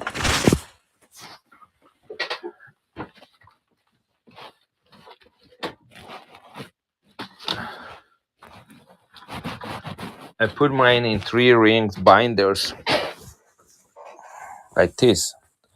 I like to look at them as if they are pages of a book. Okay, so these are my Israeli coins right there. I don't know if empty, even if you're still here, but this is my current selection of Israeli coins. And then you turn the page right here, and here we have my Panamanian coins and my Cuba coins. This is Panama. This is the 1905. I'm having the 1904, which is the other year also graded. So I'm gonna have the set for this one. And here we have Cuba. This is Jose Marti, the peso. And this is the souvenir type 3. This is a freaking expensive coin right there. But you can see, just like a book. These are my old Italian before the kingdom coins. This one is I graded myself. This one right here. This is the kingdom of Napoleon. Is one of my favorite. It has an amazing toning. Look at that. Look at the toning on this one. Can you see that? That's a direct submission. I did that in Orlando. No, in Chicago. In Chicago. It's only a AU58, but it's pretty rare coin. Anyway, and then here I have a page of the Kingdom of Italy. This is 1861 to 1945. I have more that I have submitted, but this is from San Marino. This is an exception there. Look at the toning on this one here. This is another San Marino. Look at that color. Anyway, so I have 3 books like this, and I buy these pages, and you can fit every single size in here. You can put CAC, you can put Annex, you can put ICG, you can put even PCI. I mean, everything fits in here. Just really and really neat album. And this one was an album already, binder I already have, but I'm actually buying binders like those one right there. You know, that's one right there. Tomorrow I'm getting some new pages. I bought them for my birthday, and so today I got the binder, and I'm getting 6 more pages. So that you can put 9 slabs in each page. So 6 times 9 is 40. What is it? Oh, brother, a second month. 56. Thank you, MC Guido. And I have all these slabs that needs to go there, and then I'm gonna have some more slabs that are coming. These are all self submissions right here. This coin raw is $80 right there.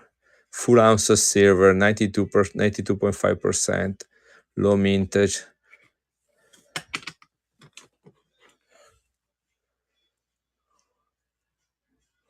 This is Douglas MacArthur. This is Turkey. The Canadian set is right here. This is the full Canadian set, which I just bought for my birthday.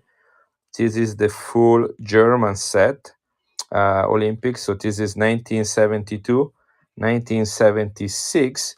And then I have the full Russian right here, which I got from Cherry Pit, by the way. That's 1980. But I'm looking now for an empty box to put them in. That's the Turkey one right here. I got it for a really good price. I bought this one recently. It's one of my latest acquisition. That's not direct submission. This one is the direct submission right there. Papua New Guinea. I love like big silver coins. This is an Italian one, 1,000 lira. This is the Italian flag anniversary. That's a direct submission right there. These are 4 busts of Queen Victoria. This is 1976 Turks Islands, which are in the Caribbean.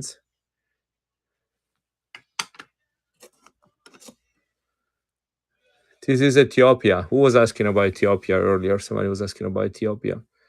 Proof 69, silver.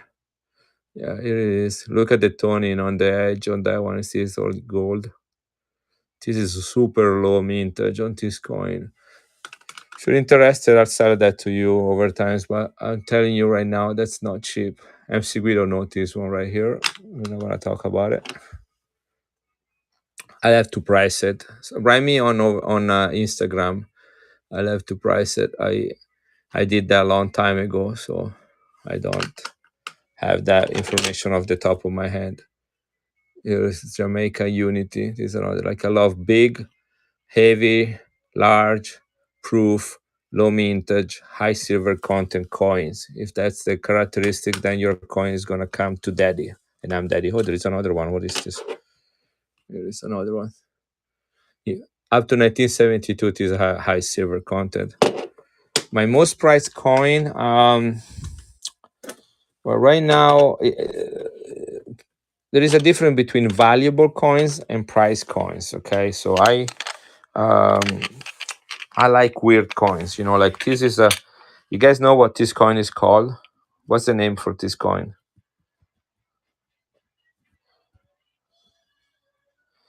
Yeah, I'll show you what's my most prized coin. Yeah, but he has a name. This coin is called the Panama Pill, Pill. It's one of the smallest coins ever minted. And this one, I just got it. This is a silver plated with gold.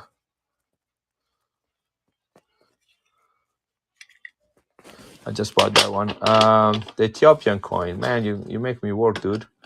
Let me see. There it is. That's the coin right there. That's a self-submission. I submitted in Chicago myself. Tell me when you're done, if you want me to flip it.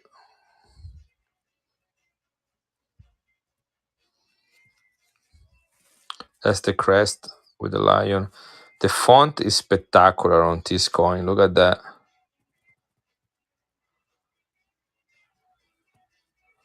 Empire of Ethiopia, 1972. Ethiopia used to be a colony of Italy under Mussolini during World War II. This is a cherry pit. This is my most valuable, not valuable. What was the question? The most you want it? Okay, we'll find a way. Okay, over time. But I'm telling you that is not a very cheap coin, but we'll do it right. Okay, it's not even a coin price, right? It's not even a coin. This is an oversized slab. See how big it is? It's an MS64. This is a medal. It's a silver medal. I bought this one from a guy in LA. Somebody gave me a referral about that. I don't know how they knew it. But this is the university where I got my PhD in Italy. It's the third oldest university in the world. Pavia University is over 750 years old. Um, I got my PhD in genetics there. And I didn't even know about the existence of this medal. And this guy had it graded and slab in an oversized slab. And yeah, I think this one is the one I'm most attached. Probably gonna keep this one until the day I die, and then probably my children will sell it for like $3 to somebody. But hopefully, I will educate them about that before that happens. Well, I'm gonna work on this later. That's definitely. I also have this one. I don't know why they put this one in here. This is from Yemen. Proof 67.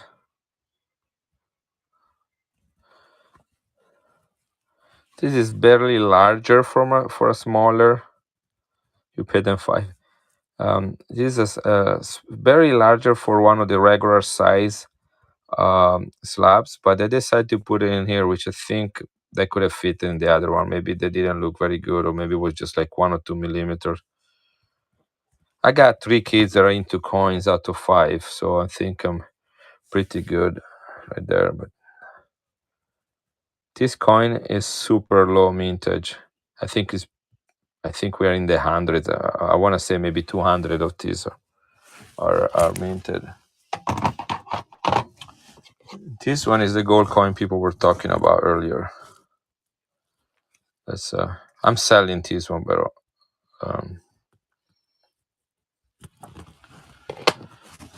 anyhow, this is all my stuff right here. Look at that.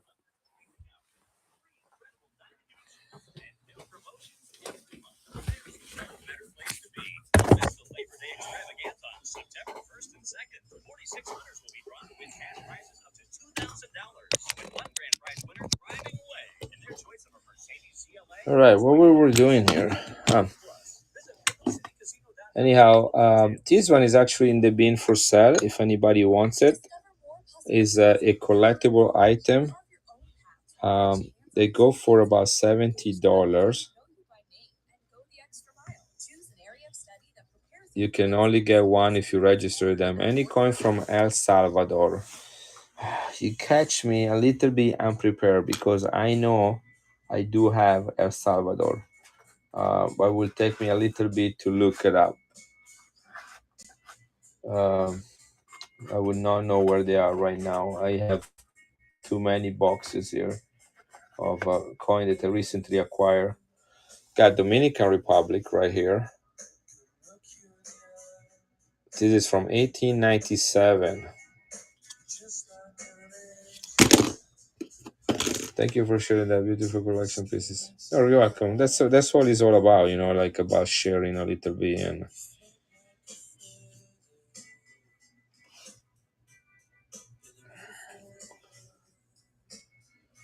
Yes, or send me a direct message so I will pull it out and have it around here somewhere that I know where it is.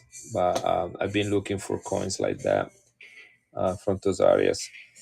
Anyway, this is the only one I have. They only gave one per person. You need to have a unique email address to register for their subscription, and they only gave them at the Pittsburgh convention. Here is the label for that.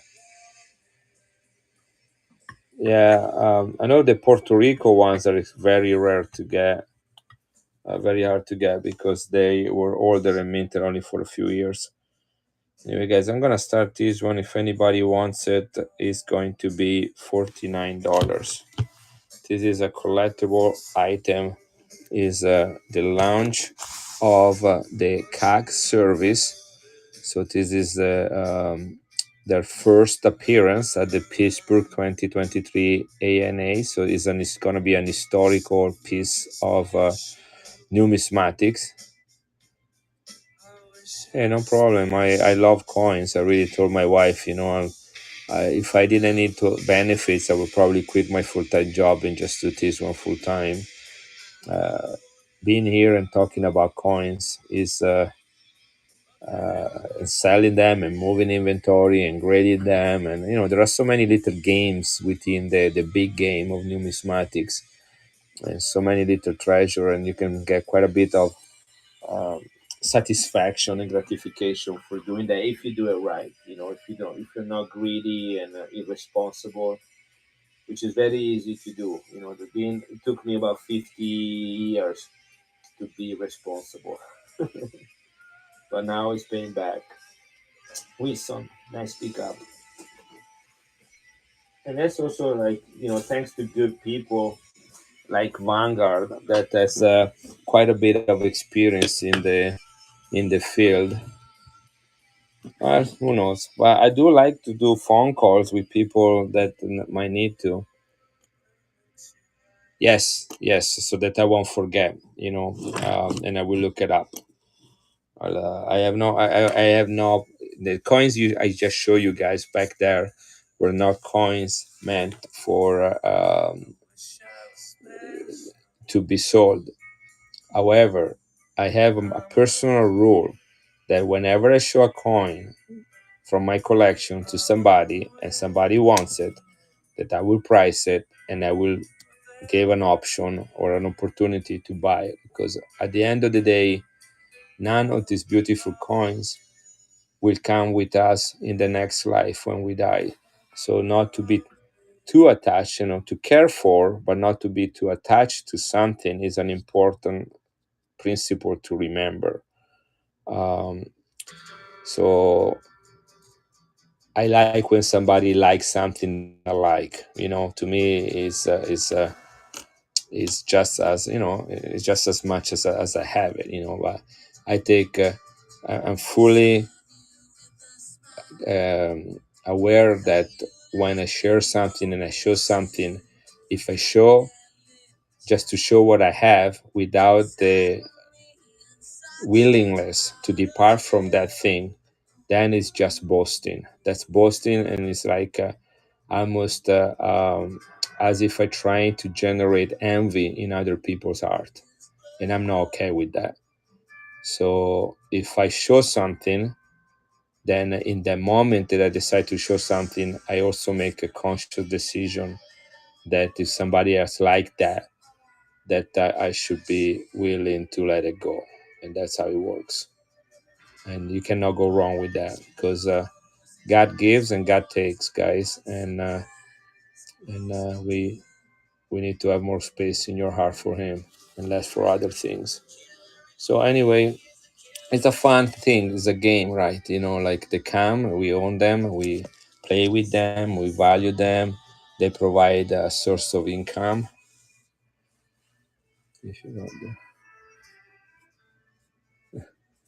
that's the thing. It's all about sharing. It's all about sharing. I have a passion for science, and I love when I have a student that come to my class and they're like an English or history major, and they have to take a general education from me in biology, and they already come in with this negative attitude, about science. and then at the end of the semester they say, hey, I love it so much, I'm going to switch my major to biology or whatever, and it's like, I was able to share my love for something, and that's how I also price the coins, like if a coin has a certain value, um, it doesn't matter if some guy sells that coin at $5. That coin is worth more than $5. If the guy sells it at $5 because he got it for free, there is no sacrifice in getting the coin. He doesn't know what the coin is worth. In fact, I appreciate that some people sell it that because I can get good deals, but that doesn't reflect on the actual value of a coin. We need to be able to price things like art for what they really represent, and teach that to others. Um, I've been in this area now for a couple of years, and coin shop will literally melt or throw away almost foreign coins, silver foreign coins. They will only see the silver content as the only value of those coins until I start buying them at melt value. And now they're kind of like keeping an eye on me, and not guess what? They start charging more for those foreign coins locally. Like I don't know, indirectly and unwillingly, I somehow changed the perception on these coins. Anyhow, um, look how gorgeous this is. Again, this is the mintage on this coin, the labor, the design, the technology in creating these coins is absolutely amazing. You're lucky you have us to show them. I have nobody to show mine to. You will. It's JD. The thing is that you start slowly. You kind of build that. Like guys, when I first did my first stream, I had some beautiful foreign coins I collected my whole lifetime, and I say, it's time to let them go. And I collected information about them, but people just didn't know what they were. That's a year ago here on One Knot, and people just were not ready for it, and I almost felt like it's not worth my time, and I just kept going and kept going, and I'm glad now that there are a few people that share the same love that I have. And when people tell me I have a this coin, I mean, Overtime Sport, what did I ask you? I sold him a coin for $35. He graded it's an MS-67. And I say, hey, share it with me now. Share it. Show me a picture of that coin. I want to see it. And so we can do that. I'm going to create a listing for this spectacular Canadian coin. This is sterling silver from the mintage is different than the celebration of the Olympics. So you can see on this side you have Montreal 1976. That's the actual year of the Summer Olympics. But they minted these coins in sets up to 1976. So this is actually a 1974. If you search this coin online, it doesn't matter if you enter 1976 or 74, you will see that coin anyway. This is the actual silver content in ounces for this coin. This is a 92.5%, totally gradable.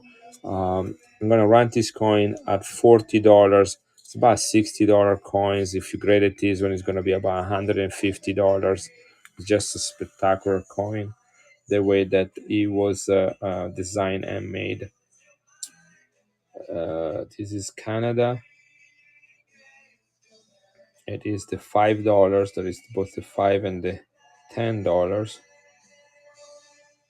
Every coin, there are 28 total in the they were minted. 14 $10 and 14 $5. Yeah, I love to graded or raw over time, graded or raw. This is 92.5% silver proof, 100,000 minted. Summer Olympics. Right.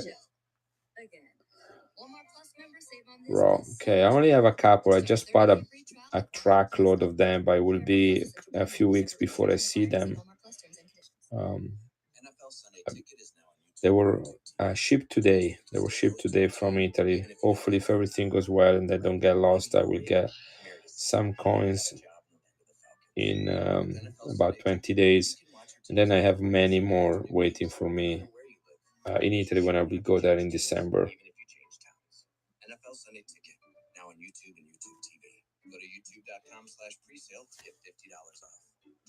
Moose 777. That sounds like somebody from Canada right there.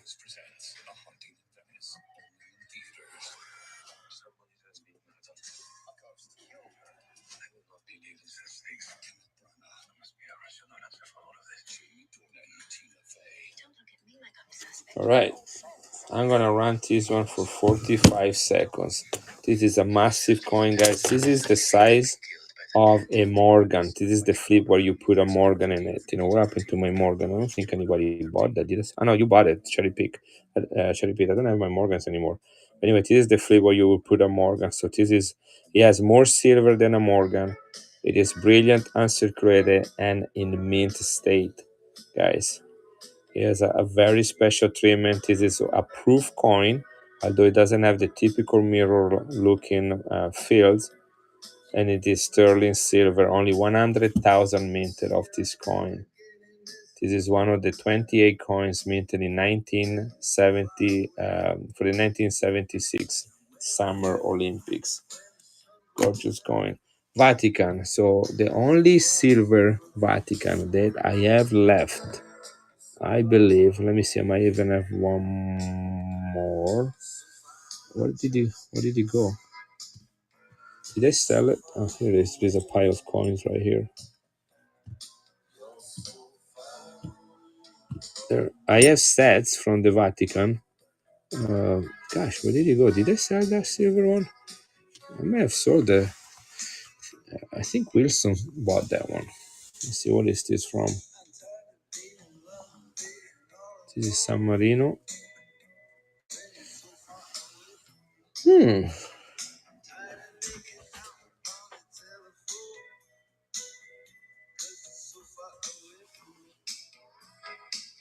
Let's look over here.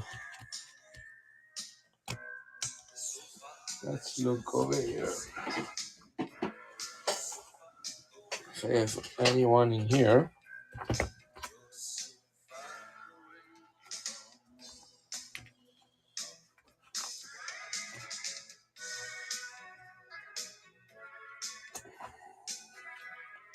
Do you want them silver or you don't care what material they're made of?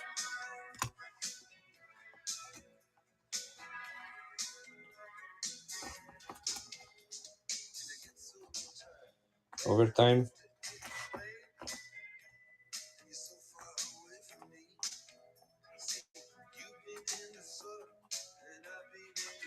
Oh, in arrows, thank you. Or if you have more greater ones, you can show us. I do have greater ones for sale.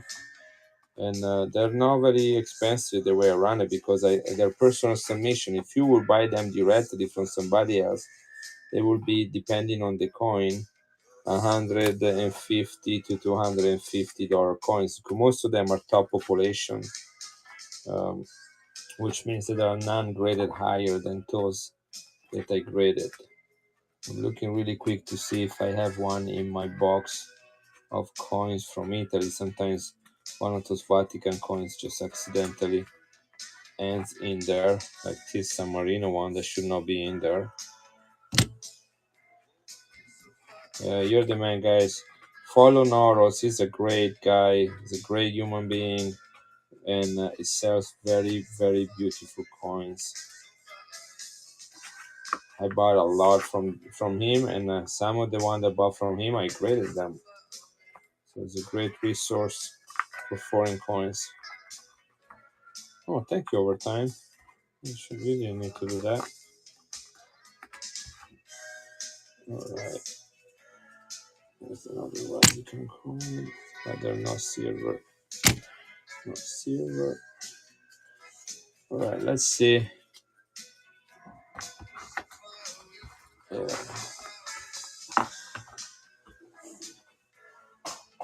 Let's see what I have here graded.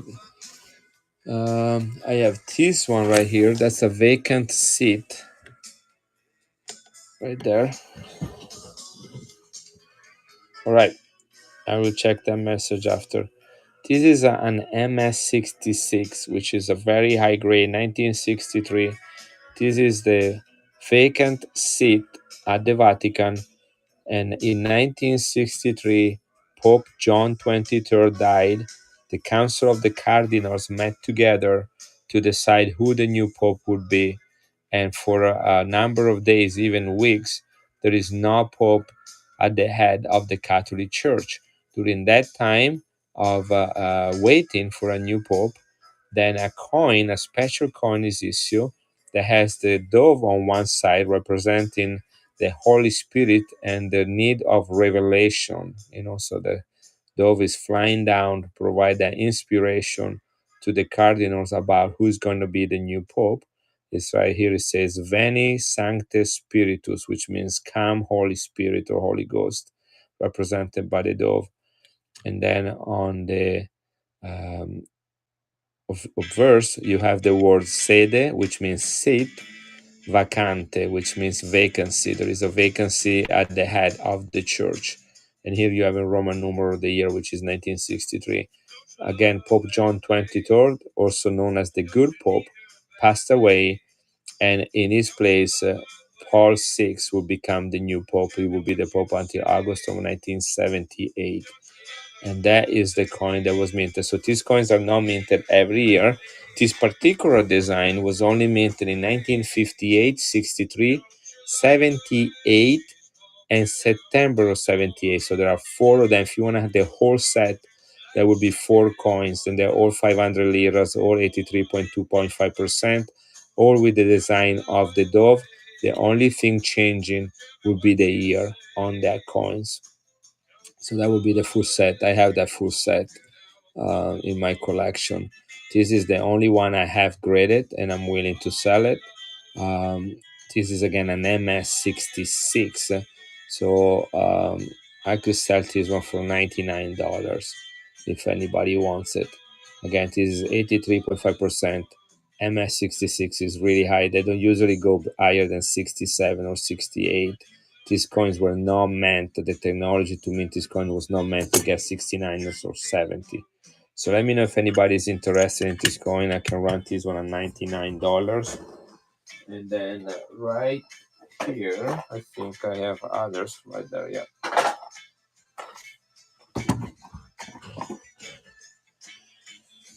Here's an MS67. This is there are only four in MS67 and only three higher, so seven total in the top ruling. I can do this coin is a 179. I can do this one at 139. Okay, this is the first year. You see the number one after 1979. There is number one. Is the first year that John Paul is the Pope. Okay, if you guys want, I can do this one 149. This is 83.5% silver, and it is proof like. Guys, this is not meant to look like that. This is supposed to be a normal MS coin. But look at that. Can you see that? That is his Rocky coin. Only 170,000 minted. Check this out. I mean, this is really, look at that. Would you say that this is proof? I guess no, it's not proof. It's probably one of the first one that was minted. Here's another Vatican ones. I can do this one at 129. This is another 500 lira silver, 1965. This is the third year, 63, 64, 65 of Pope Paul VI. He's the Pope that after the vacancy in the seat, he will be called as a Pope. Only 3 in MS 64 and only 6 higher, so less than 10 in this grade. Only 70,000 minted. Okay, I can do this for 129 right there.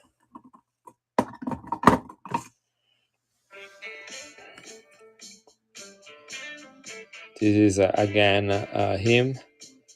This is Paul 6. 64 there are 3. Higher 9 is different than this one, I believe. This, oh no, they're the same coin. Here it is. But oh, I got 2. I didn't even know I have 2 of them. Look at that. So out of 9, I have 2 of them. So I can do the same price, 120. They say 129. Yeah, I can do 129 on either of them.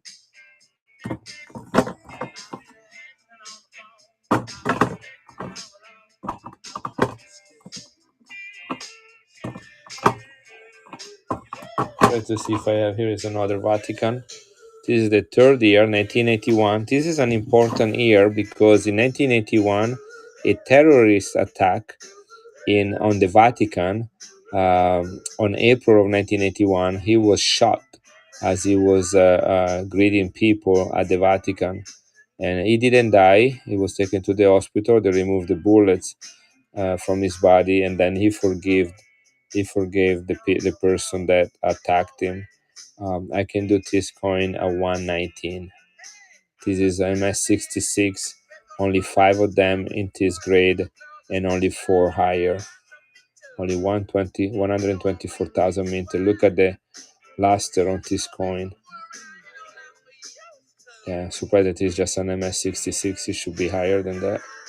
But again, as I said, these are not coins that were meant uh,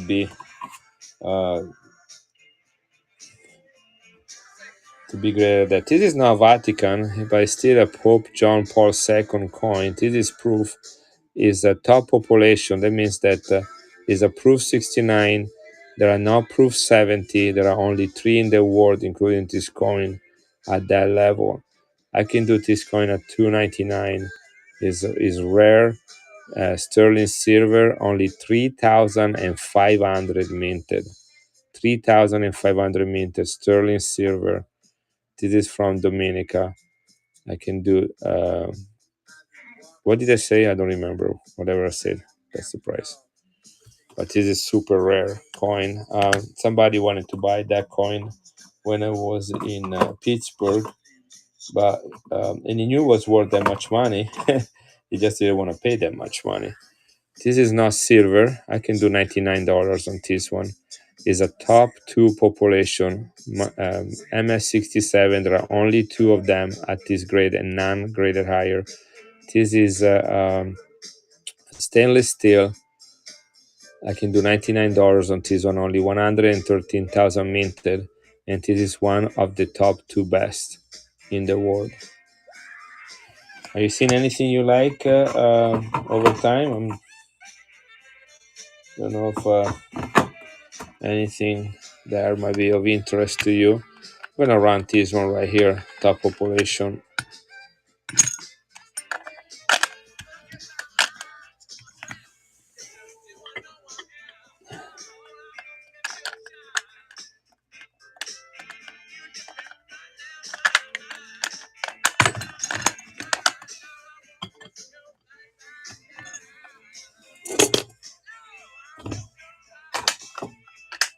These are all direct submissions, people, except a couple of them. They're all direct submissions.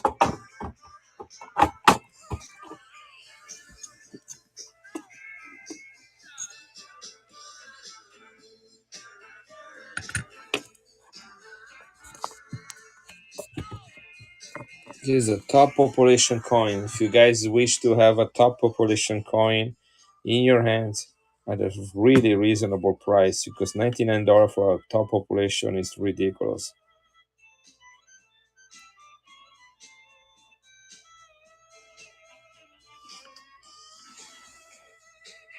I will enter this one in the bin at the price you see there. 1982. R stand for the Rome Mint Facility. And this is Vatican. Guys, I'm gonna start running again at 8 in the morning, so I'm gonna go for another 30 minutes or so, and then I will start at 8. So I don't want to go back too late because I want to be able to start at that time, and I'll do about 3-4 hours tomorrow morning. So 1982 Vatican, 100 lira. Still, this is a top pop with only 2 of them. NGC MS67. with a very low mintage of 113,000 in Rome. And this is John Paul II Pope. Right? It is an international coin. It is graded. Next, by now, price. I put there 149. Again, this is the top population. That's the price. But I'm gonna run it at $99. That's $50 below the asking price for a top population coin, guys. A top population coin. Right.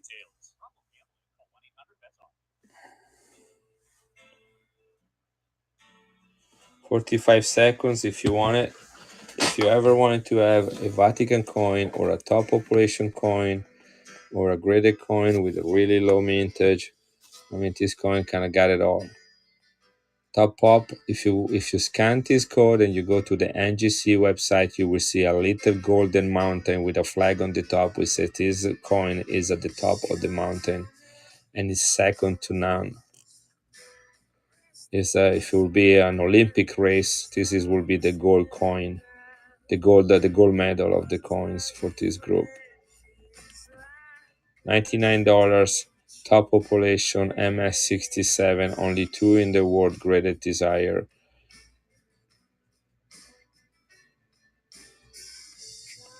This is not a joke of a coin, guys. I mean, the price of this is a really good deal. If I had 90 people in the stream, this coin will go for about $200. Crazy Lococo, you got a killer deal right here. I'm happy it's going with you. I have way too many coins. This is a direct submission.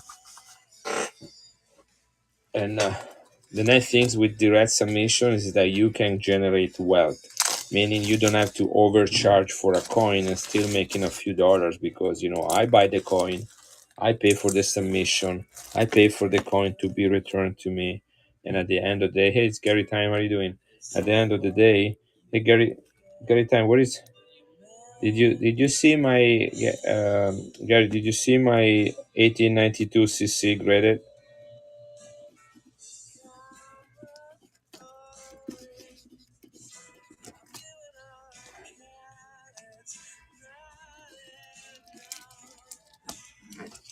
Right, let's look over. Nice pick up on that coin.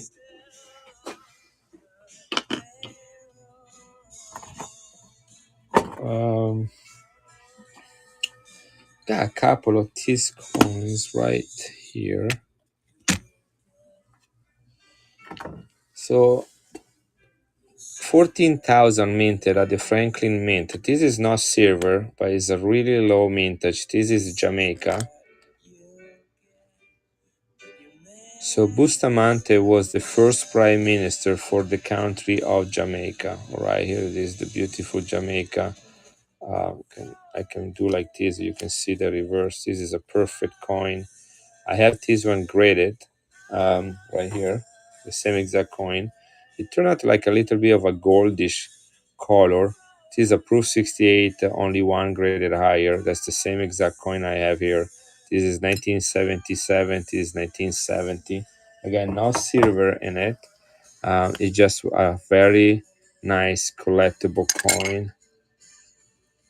Prime Minister for Jamaica. I love these proof coins from the Franklin Mint. It is the indigenous people, the crocodile. It is the $1 face value. Silver is in the $5, which I have right here. That is a proof that has been toning, and this is 50% silver in it. Okay, but this one does not. So I'm gonna start this one fairly low, although when you have this coin graded, it's gonna be easily about $150 coin because again it's proof, low minted and minted in United States. I'm gonna start this one at $20 for a coin that has only 14,000 in existence.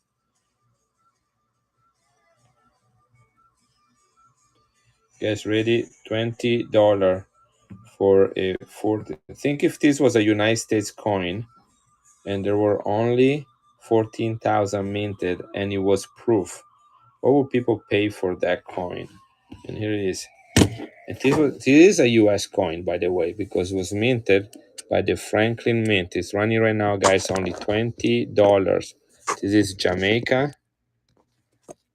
Here it is. This is Jamaica, and it is proof, and it is minted at the Franklin Mint.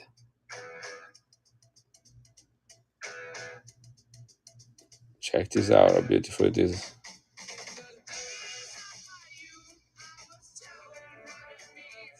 Only 14,000, guys, and it's running at $20, and no one is buying it. Can you believe that?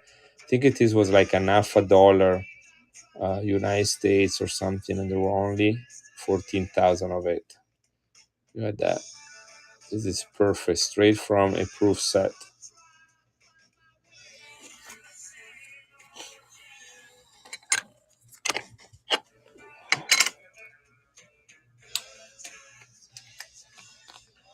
It is thick. It's a nice coin. Let's see if we have any better luck with this companion, but this one is silver and it's bigger.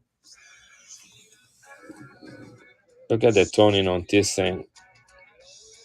First, you have all the hazing around, where there is the cloudiness. That's the coin just aging right there. And then you start having all the browning showing up. And that's all based on where this coin was stored. This coin also comes from a proof set. This is the 1975 silver. Absolutely no damage. This is a probably, I'd say, about proof 68, 69. It's perfect coin. Yeah, and you don't tell this coin how to age. It's like a human. We get wrinkles, but you don't know where exactly they're gonna show up. And this is the coin. It's just aging beautifully, and you don't tell the toning where to show up. This is the 1975 Jamaica. I'm actually gonna create an actual listing for this one. No one buy it. I like to have the details listed.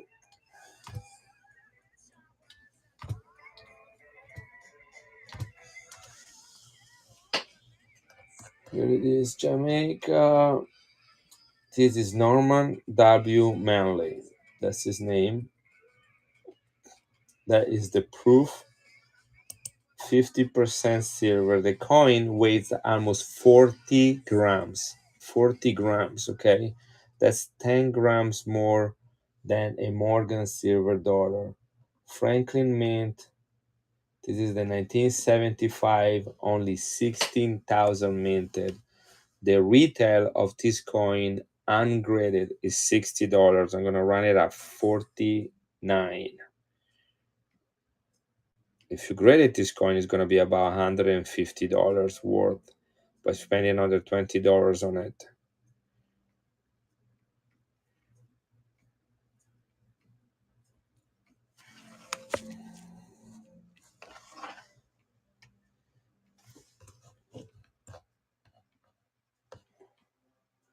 He was the Premier of Jamaica from 1959 to 1962, and because of him, we have this rare coin made of silver, this giant coin. This is Jamaica in the Caribbean's face value $5, and silver content is 50%, which means there are about 20 grams of silver in this coin. Mintage is 16,000, which again is very low, and it is a Franklin Mint, Pennsylvania product. Okay, I think I've shared pretty much everything I like to say about this coin. I know it's proof. Okay, we didn't say that, but and it's this tone, right? Crazy tone into it.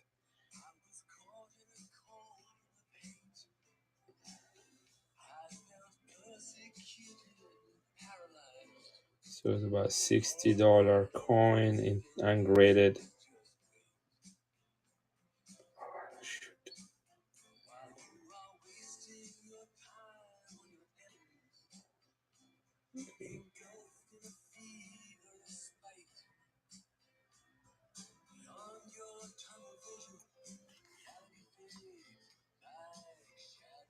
Okay. Any African silver coins or Italian occupation coins? I have a Somalia coin graded. Keep the change. Did I show you that already? Minted in Italy. That's part of the Italian occupation. Somaliland or Somaliland was called at that time. Yeah, I would love to do. Let me run this coin, and I think I know where it is. I might have moved it around in a couple places. That's part of my personal collection, but somebody wanted, and I ran it, and then I guess they didn't want to buy it. But there it is. So just give me a second, and I'll do that. This is 1975. Jamaica, $5.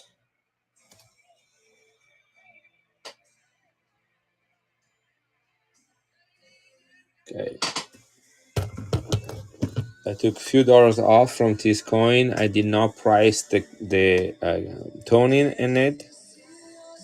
But again, this is a rare coin, about 40 grams in weight, about 20 grams of silver, minted in United States at the Franklin Mint, and again, only 16,000 of this graded. If minted, if this is graded, it's gonna be about $150 coin right here. This is massive coin. How thick it is. It is a half a dollar right there. Okay, look at it in comparison.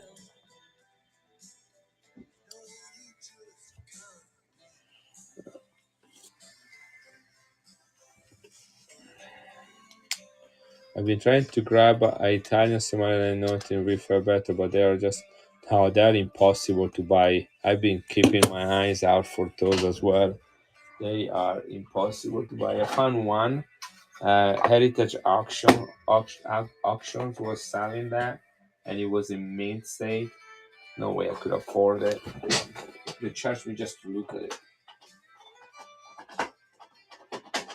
Let me see if I can find that coin somewhere nearby.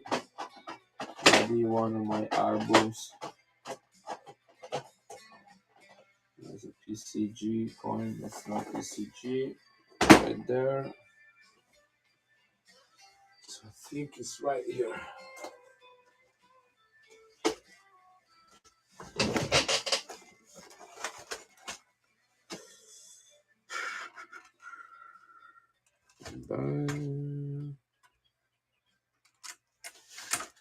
It's not here either.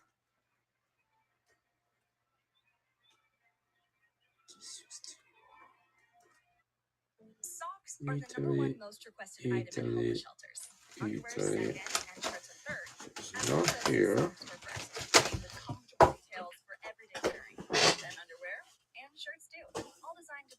Not there. Where in the world?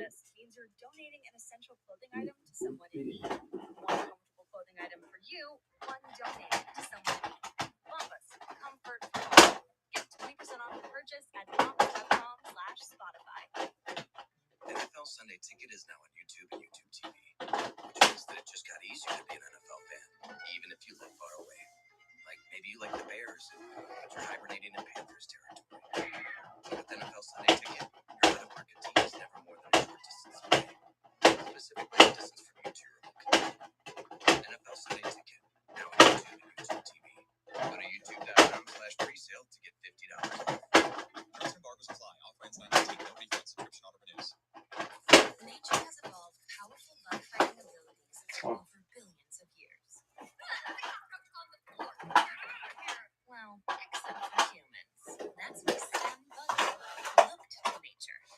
Isolated, powerful, active ingredients found in plants that target the nerves bugs have, but people don't. So it's safe to use as directed around people and pets. STEM Bug Killer. Bring nature optimized. Found it. Visit stemforbugs.com to learn more. Hey, collector code.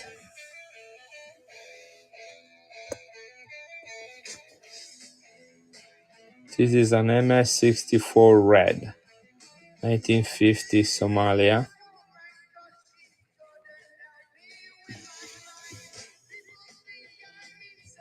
oops, minted in Rome, Italy, with Italian writing un centesimo from 1950. This is Italian occupation.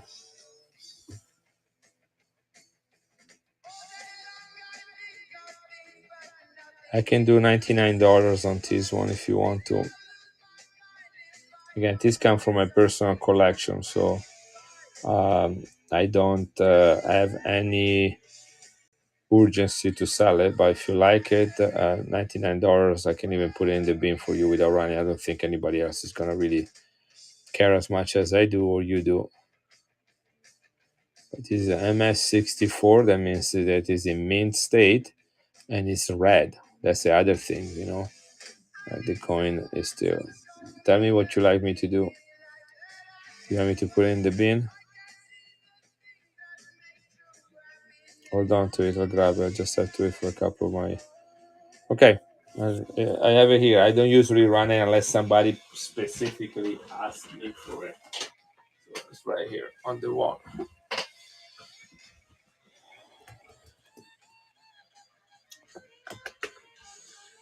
Right. No problem. If you change your mind, don't worry about it.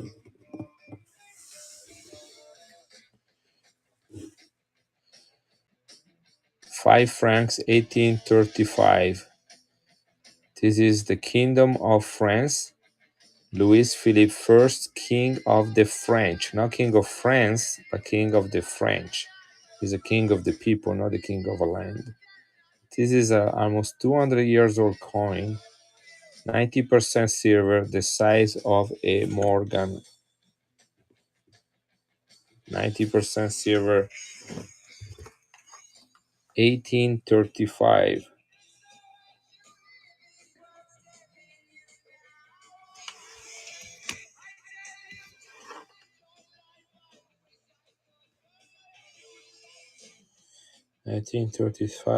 France, 5.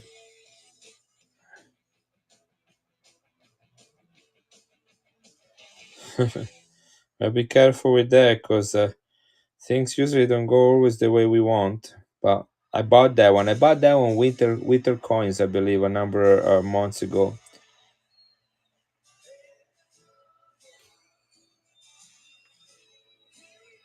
They had at his stream where they were running a bunch of Italian coins. I guess they saw me in there and I bought like $4 or $5, 4 or 5 coins, and I spent maybe like $2,000 for them. Really high and old,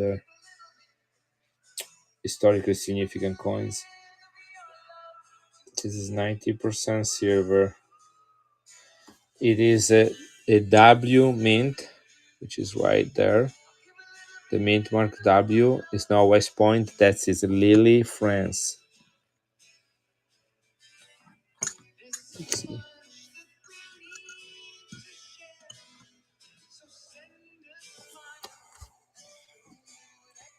This is King Philip the second.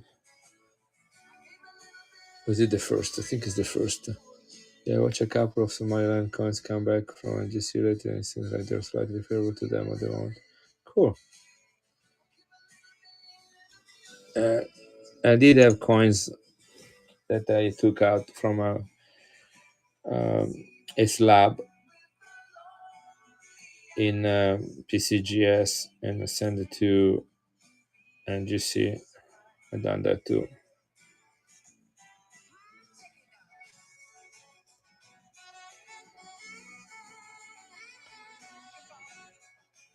This coin right here from France was retailing at $65 at the coin shop that I bought it.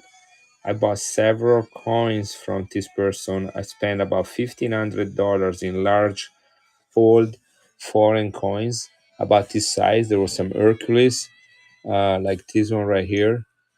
You know, this is the restrike 10 francs. The original 5 francs of the Hercules were minted in the mid 1800s. I had some Napoleon III silver coins, some Leopold II, King of Belgium, and so on and so forth. And I bought about $1,500 worth of coin, and I was be able to get a wholesale price on these coins, and that's what I'm gonna run them at. Yeah, I had a few that went sad to me, so I can appreciate your hesitation. Yeah, that's sometimes you just have to be content with what you have. That's kind of like, it's not like a negative grade. It's not like that bad of a grade. Well, you can definitely try. So this is France, 1835, and it is right here. It retailed for $65, and I wish I still had the original flip to show you the price, but I'm going to run it at 55, which was the wholesale price I was given for these coins. Here it is. I don't have a lot of these left, but this is an 1835 coin from France. Think about it, the things this coin witnessed, if it could talk. In about 10 years, this coin will be 200 years old. It's 90% silver. It has the W mint mark for Lille, France. It's a large, high silver content from a time and a place far, far away, farther than what we can possibly think and imagine and dream of. Again, this is not a bad thing. I'm just adding coins to my collection, to my sorry, not to my collection, to my bin. Here's a nice silver coin, also uncirculated. Is the 1968 Summer Olympics. They only minted one type of coin for the Summer Olympics. Then they had all these big sets starting in 1972. This is before that. This is the Mexico City, 72% silver Mexican coin.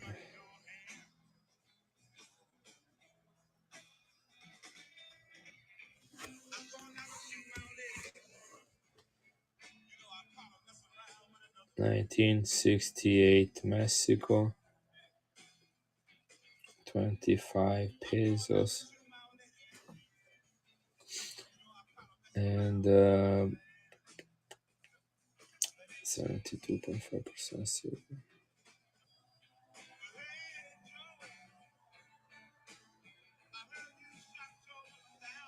This is the Summer Olympics of 1968.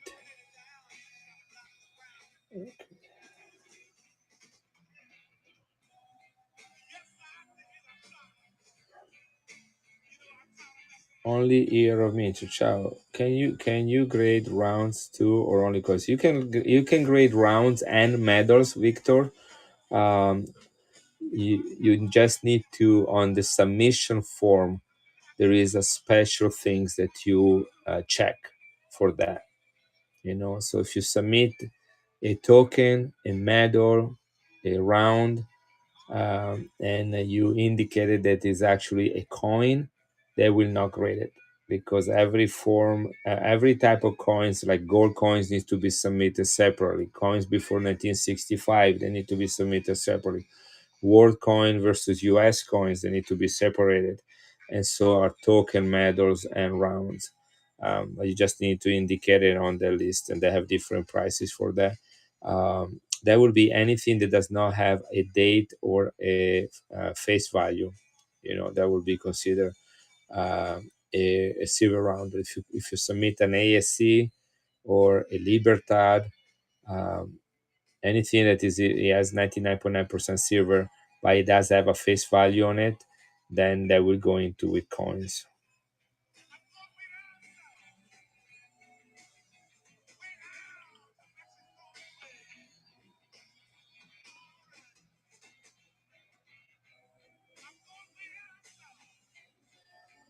It's Gary time. Are you still here? Hey, no problem.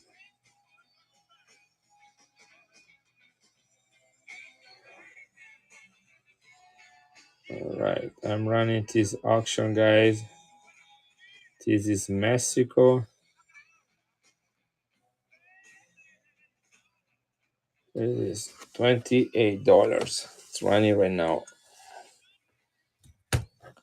This is silver, it is large, and it is uncirculated. I usually run these ones at $35, but when they have that goldish luster in the background, that this one doesn't. This is still uncirculated. I mean, look at the details on this thing. Look at the feathers. You see that? I mean, this is uncirculated. It just doesn't have that luster that I really like.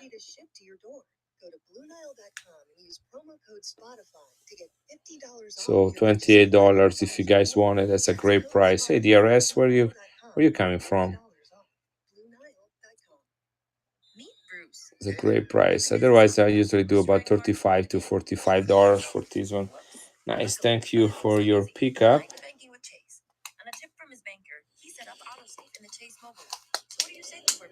And welcome here. Smart bankers, convenient tools. One bank with the power of both. Visit chase.com/checking. Chase. I'm gonna rerun these 5 marks from 1901 from Germany, 90% silver. It's beautiful condition, nice tone into it. This is a Kaiser or Emperor Otto Koning from Bayern. This is the Bavaria state of Germany, and it has the D mint mark for Munich right there. Beautiful coin. I hand selected this one, person selected this one among 3 tubes of 5 marks coin at the Pittsburgh.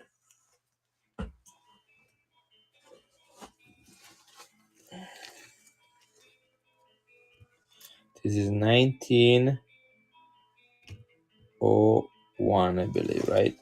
Yeah, here it is. I have it in the bin at $80, sorry. I'm gonna run it at 70, although it's worth every single penny at $80. Here it is. It is running right now. And I'm gonna put away this coin for DRS.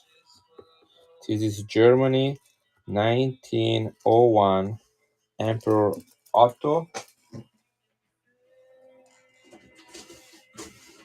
5 marks, 90% silver, the size of a Morgan silver dollar. Look how beautiful this coin is.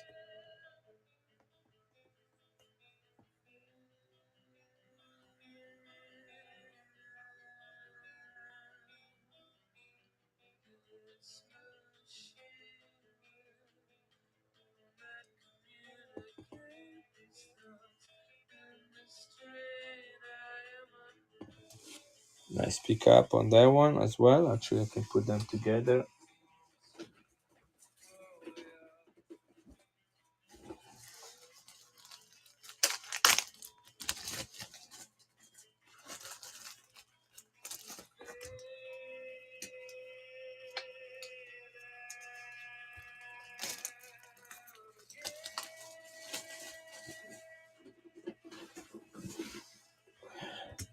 I have few minutes, so I'm gonna rerun a few of the things that I already have in the bin, so that I don't have to create um, any new entry.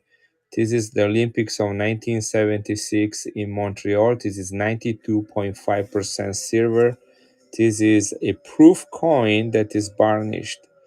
Right, look how beautiful. This is minted in 1974 for the 1976 Olympic. Thus, we have the 2 different dates. I love how much they left empty the fields, because it really show the quality in the polishing in generating these coins. These are really unique, really beautiful. Only 100,000 minted, so low mintage, high silver content because of the sterling silver content. This is 1974, and I just bought for my birthday last week, Saturday.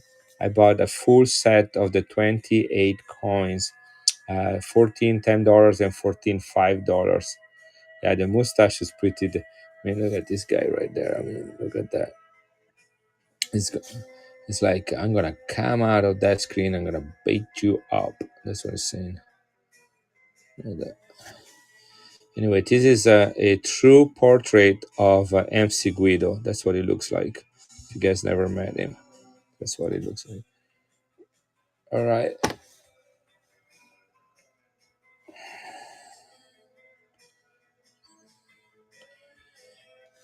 I'm gonna run this coin at $40.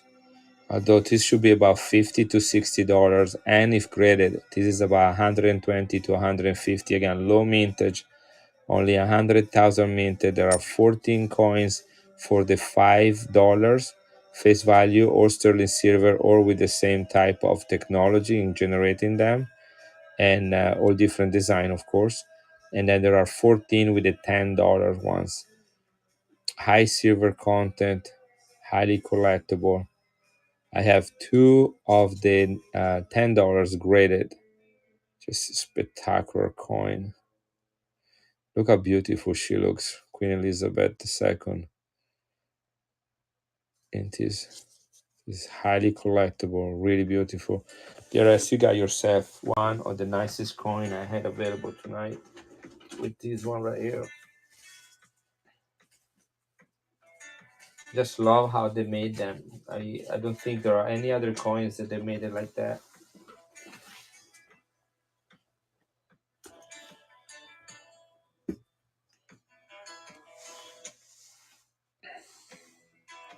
This is 1930 Ecuador. Again, I'm rerunning all coins that I already have entered in the bin. I am redoing. Remember, I used to have like 200 items in my bin, and some of those were like no longer there, and it was becoming quite confusing. The QE side looks elegant. Yeah, the Queen Elizabeth size I know is very elegant, very beautiful. I got another couple of those coins with different designs somewhere around here. I just don't know where I put them, but I run them in the future. Now this coin right here is one of those. So I'm recreating my whole bin. That's basically what I'm doing. So I have entered a few on. This coin right here is in great condition. Look at the details. This is a Philadelphia, United States mint for the country of Ecuador. This is 1930. Okay, they minted 1 million of these coins in 1928, and they minted 155,000 in 1930. So this is the rare date. They only minted them for those 2 years. They minted them in Philadelphia, which is quite interesting because Philadelphia, not even in the United States, they usually put the Philadelphia mint mark, right? It's the silent mint mark. If there is no mint mark, that means Philadelphia. But here they wrote not only the P, but they wrote almost the whole name, Phila USA, right there. This is 72% silver. Is an interesting coin because the Bank of Ecuador made a statement in 1945 that these coins have officially disappeared from circulation, which seems like people were just collecting them, knowing that they were low mintage, they had silver content, and they were minted in the United States. So they decided to kind of like just keep them and stop, not use them for shopping or for any business transaction. This guy right here, his name is Antonio Jose de Sucre. He is credited as being a Central and South America Libertadores, one of those leaders that was able to lead the rebellion against the Spanish occupation and succeed with it. So a really nice coin commemorating. In fact, they actually use Sucre, which is his last name, in some country as the currency name, like Balboa, for example, for Panama, named after. Um, uh, oh my gosh, Vasco. What's his first name? Vasquez, Balboa. Yeah. Oh, I have a coin that I wanted to show you about the Portuguese occupation. What did I do with it? It was out here. What did I do with it? I don't know. That will be a story for another time. We need to wrap it up. So anyway, here is the coin right there. It is $35 in the bin. I'm gonna take a few dollars off and run it at 28. Although again, this is worth every single dollar that I listed. Again, this is a Philadelphia. It's running right now. Is a Philadelphia mint, 1930. This coin is almost 100 years old. It is 72% silver and only 155,000 minted. I don't know if you ever saw this coin before on Whatnot, but it's another one of those coins that connects United States to other countries. This is an official U.S. mint. That's the Philadelphia Mint, the same Philadelphia Mint that's minted all the coins you guys saw, the Mercury dimes, the quarters, the half dollars. And it was in 1930, 1920, and 1930 was minting coins for Ecuador. No, this is a dime size. No, it's between a dime and a nickel, I would say. Trying to see if I have anything around here. This is a quarter right there. Okay, let's compare it to a quarter. Again, 155,000.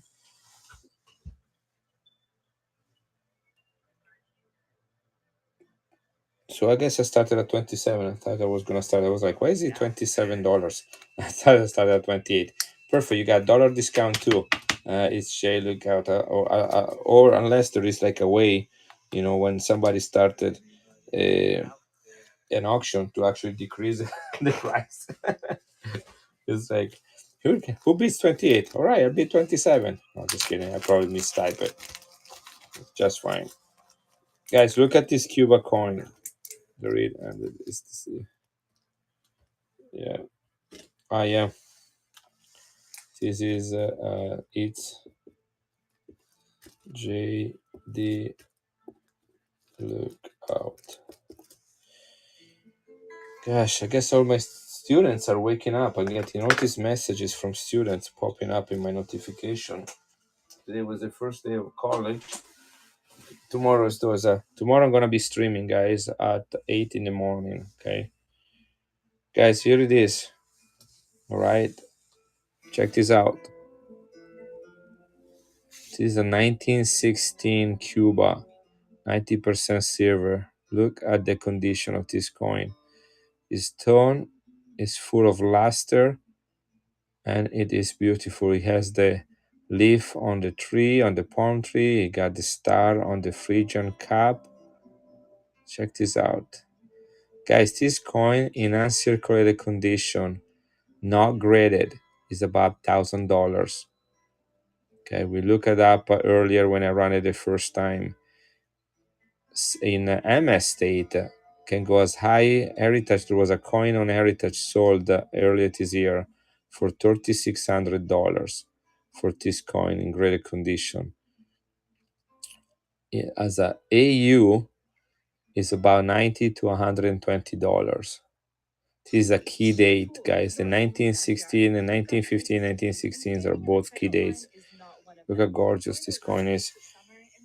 This is 1916 Cuba, Philadelphia Mint, Cuba, 90% silver. I have it priced as a AU in the bin. I'm gonna take $40 off. Right, here it is. NFL Sunday Ticket is now on YouTube and YouTube TV, which means that it just got easier. If you guys know or have time to look it up, or you know what it is, I mean, we looked it up earlier today. It is $120 at AU and about 1,000 in uncirculated condition. I think this is AU. So we'll keep it right there. Look how gorgeous this coin is. This is Cuba. Look at that. No damage to the edge. I think it's about AU50. I will stay around that. It's about AU50, but the toning on this is just spectacular. Look at the star. It almost look like it is a low relief, but I think it's a high low relief. If there is such a thing.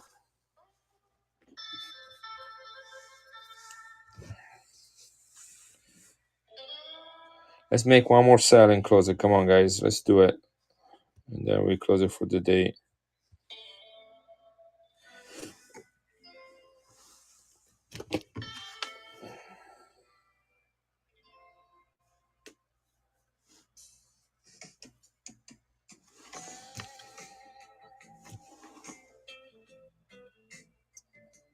This is 1920 Cuba, and it is the 10 centavos.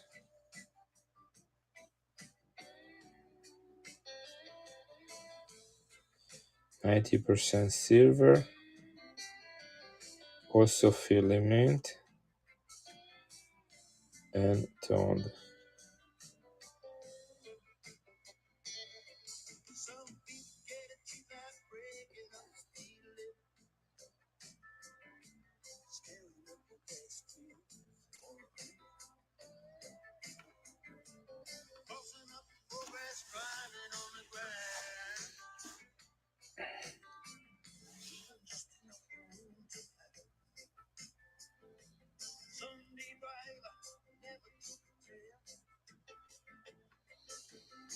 Okay, here it is. It is running, guys. All right, I'm going to bet to DRS. I will be up at 8 in the morning, DRS, running a stream. This was kind of like a warm up for tomorrow. Since college start, I have limited amount of time, so I did a short one tonight. I'm gonna finish with this coin. Thank you for bidding on it, and I will close the stream, and then I will pack everything that I sold tonight, so they will go out with tomorrow mail. And on Tuesday is my day off, but I'm still gonna need to go to the office in the afternoon. So I will drop these things on my way to work after tomorrow's stream. So I'm gonna pack everything tonight, do the stream tomorrow, pack everything from tomorrow, and then I will be gone. I have to pay a lot more than that. My daughter did not pass a class, a summer class. Who just Pacific Coins just created me with 123 people. Are you kidding me? I was about to close the stream. All right, let's do this, guys. What you get? You crazy. So DRS get this nice Cuba coin. Congratulations and welcome PCB coins. Who's that? Is that slacking, stacking? Who is that who's running it? Well, what should we do? Here, let me run this one. Look, guys, let me do this. Right there. Is that Katie? If that Katie she's my hero. Guys, look, let's run this one really quick, guys. Here it is. Look at that. This is Cuba. I picked them up in Pittsburgh last week. These are 10 notes from Cuba, right? I sell Cuba notes for circulated Cuba notes with writing on it. I sell them for about $30 a piece. These are 10 of them, crisp uncirculated Cuba 10 pesos in sequential number from 585 to 594, guys. 10 Cuba notes. This is the forbidden fruit. You cannot sell this stuff on many platforms in United States because of the embargo. But here you have them, and it's gonna go at a great price. I'm gonna do that for less than $12 a note. Here it is. If anybody like Cuba notes, you're gonna get 10 of them right now for $11.90 a piece. These are crisp, uncirculated, and sequential. Guys, look at that. All from Cuba. Again, these are about $25 to $30 a note. I could like break this set, which I don't want to, and sell them individually and make a lot more money on this. 10 seconds. I'll take her. No one into Cuban notes.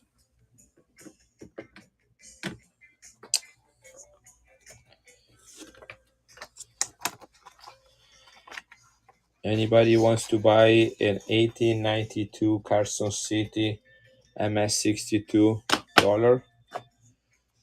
Silver dollar. I have one of those as well. Here, let me run this one. Maybe somebody hears that. This is the proof 2023 San Francisco.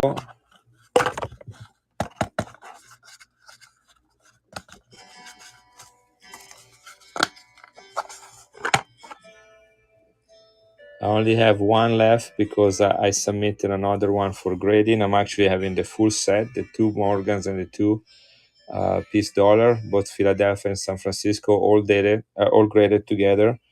So I will have all four of them graded. Hopefully, will come back with a good grade, and I'll have nice things to leave to my kids someday. But I got one more here. It is right here, 129. If anybody wants it, this is the only one I have left.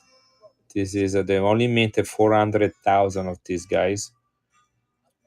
This is the Morgan 99.9% silver, the Morgan 2023 from the US Mint.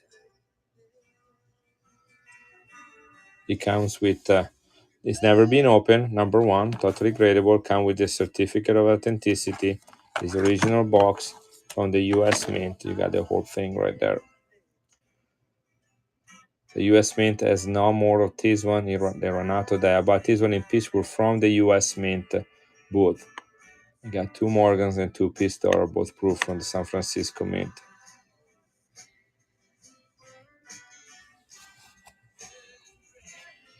Here, run that one more time. I'm gonna take $10 off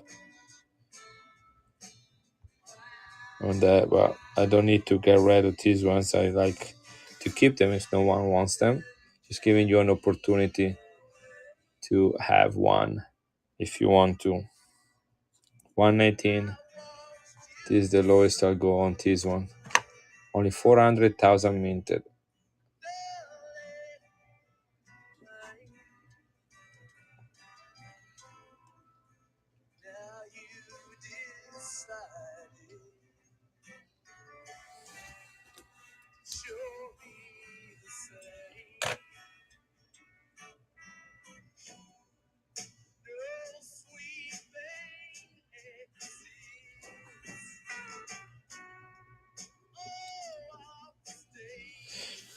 All right. Well, I think I'm gonna close it here too. I was gonna close right before the raid. Just kept alive for a couple more seconds. Anybody has any interest in anything in particular before I close the stream? Otherwise, I will be live at 8 in the morning.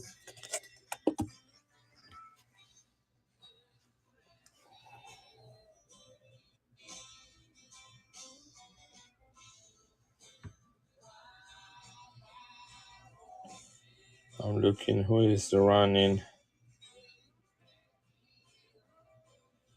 Let's raid Be Good. He's a good guy. He trained hard. Let's go and surprise him. Good night, everybody, and thank you. Yeah, I'm gonna get some sleep. I'm a little bit tired. Let's raid Be Good. Let's say hi to him, and then you guys can do whatever you want. So Be Good is right there. All right. Good night, guys. See you tomorrow if you want to come back.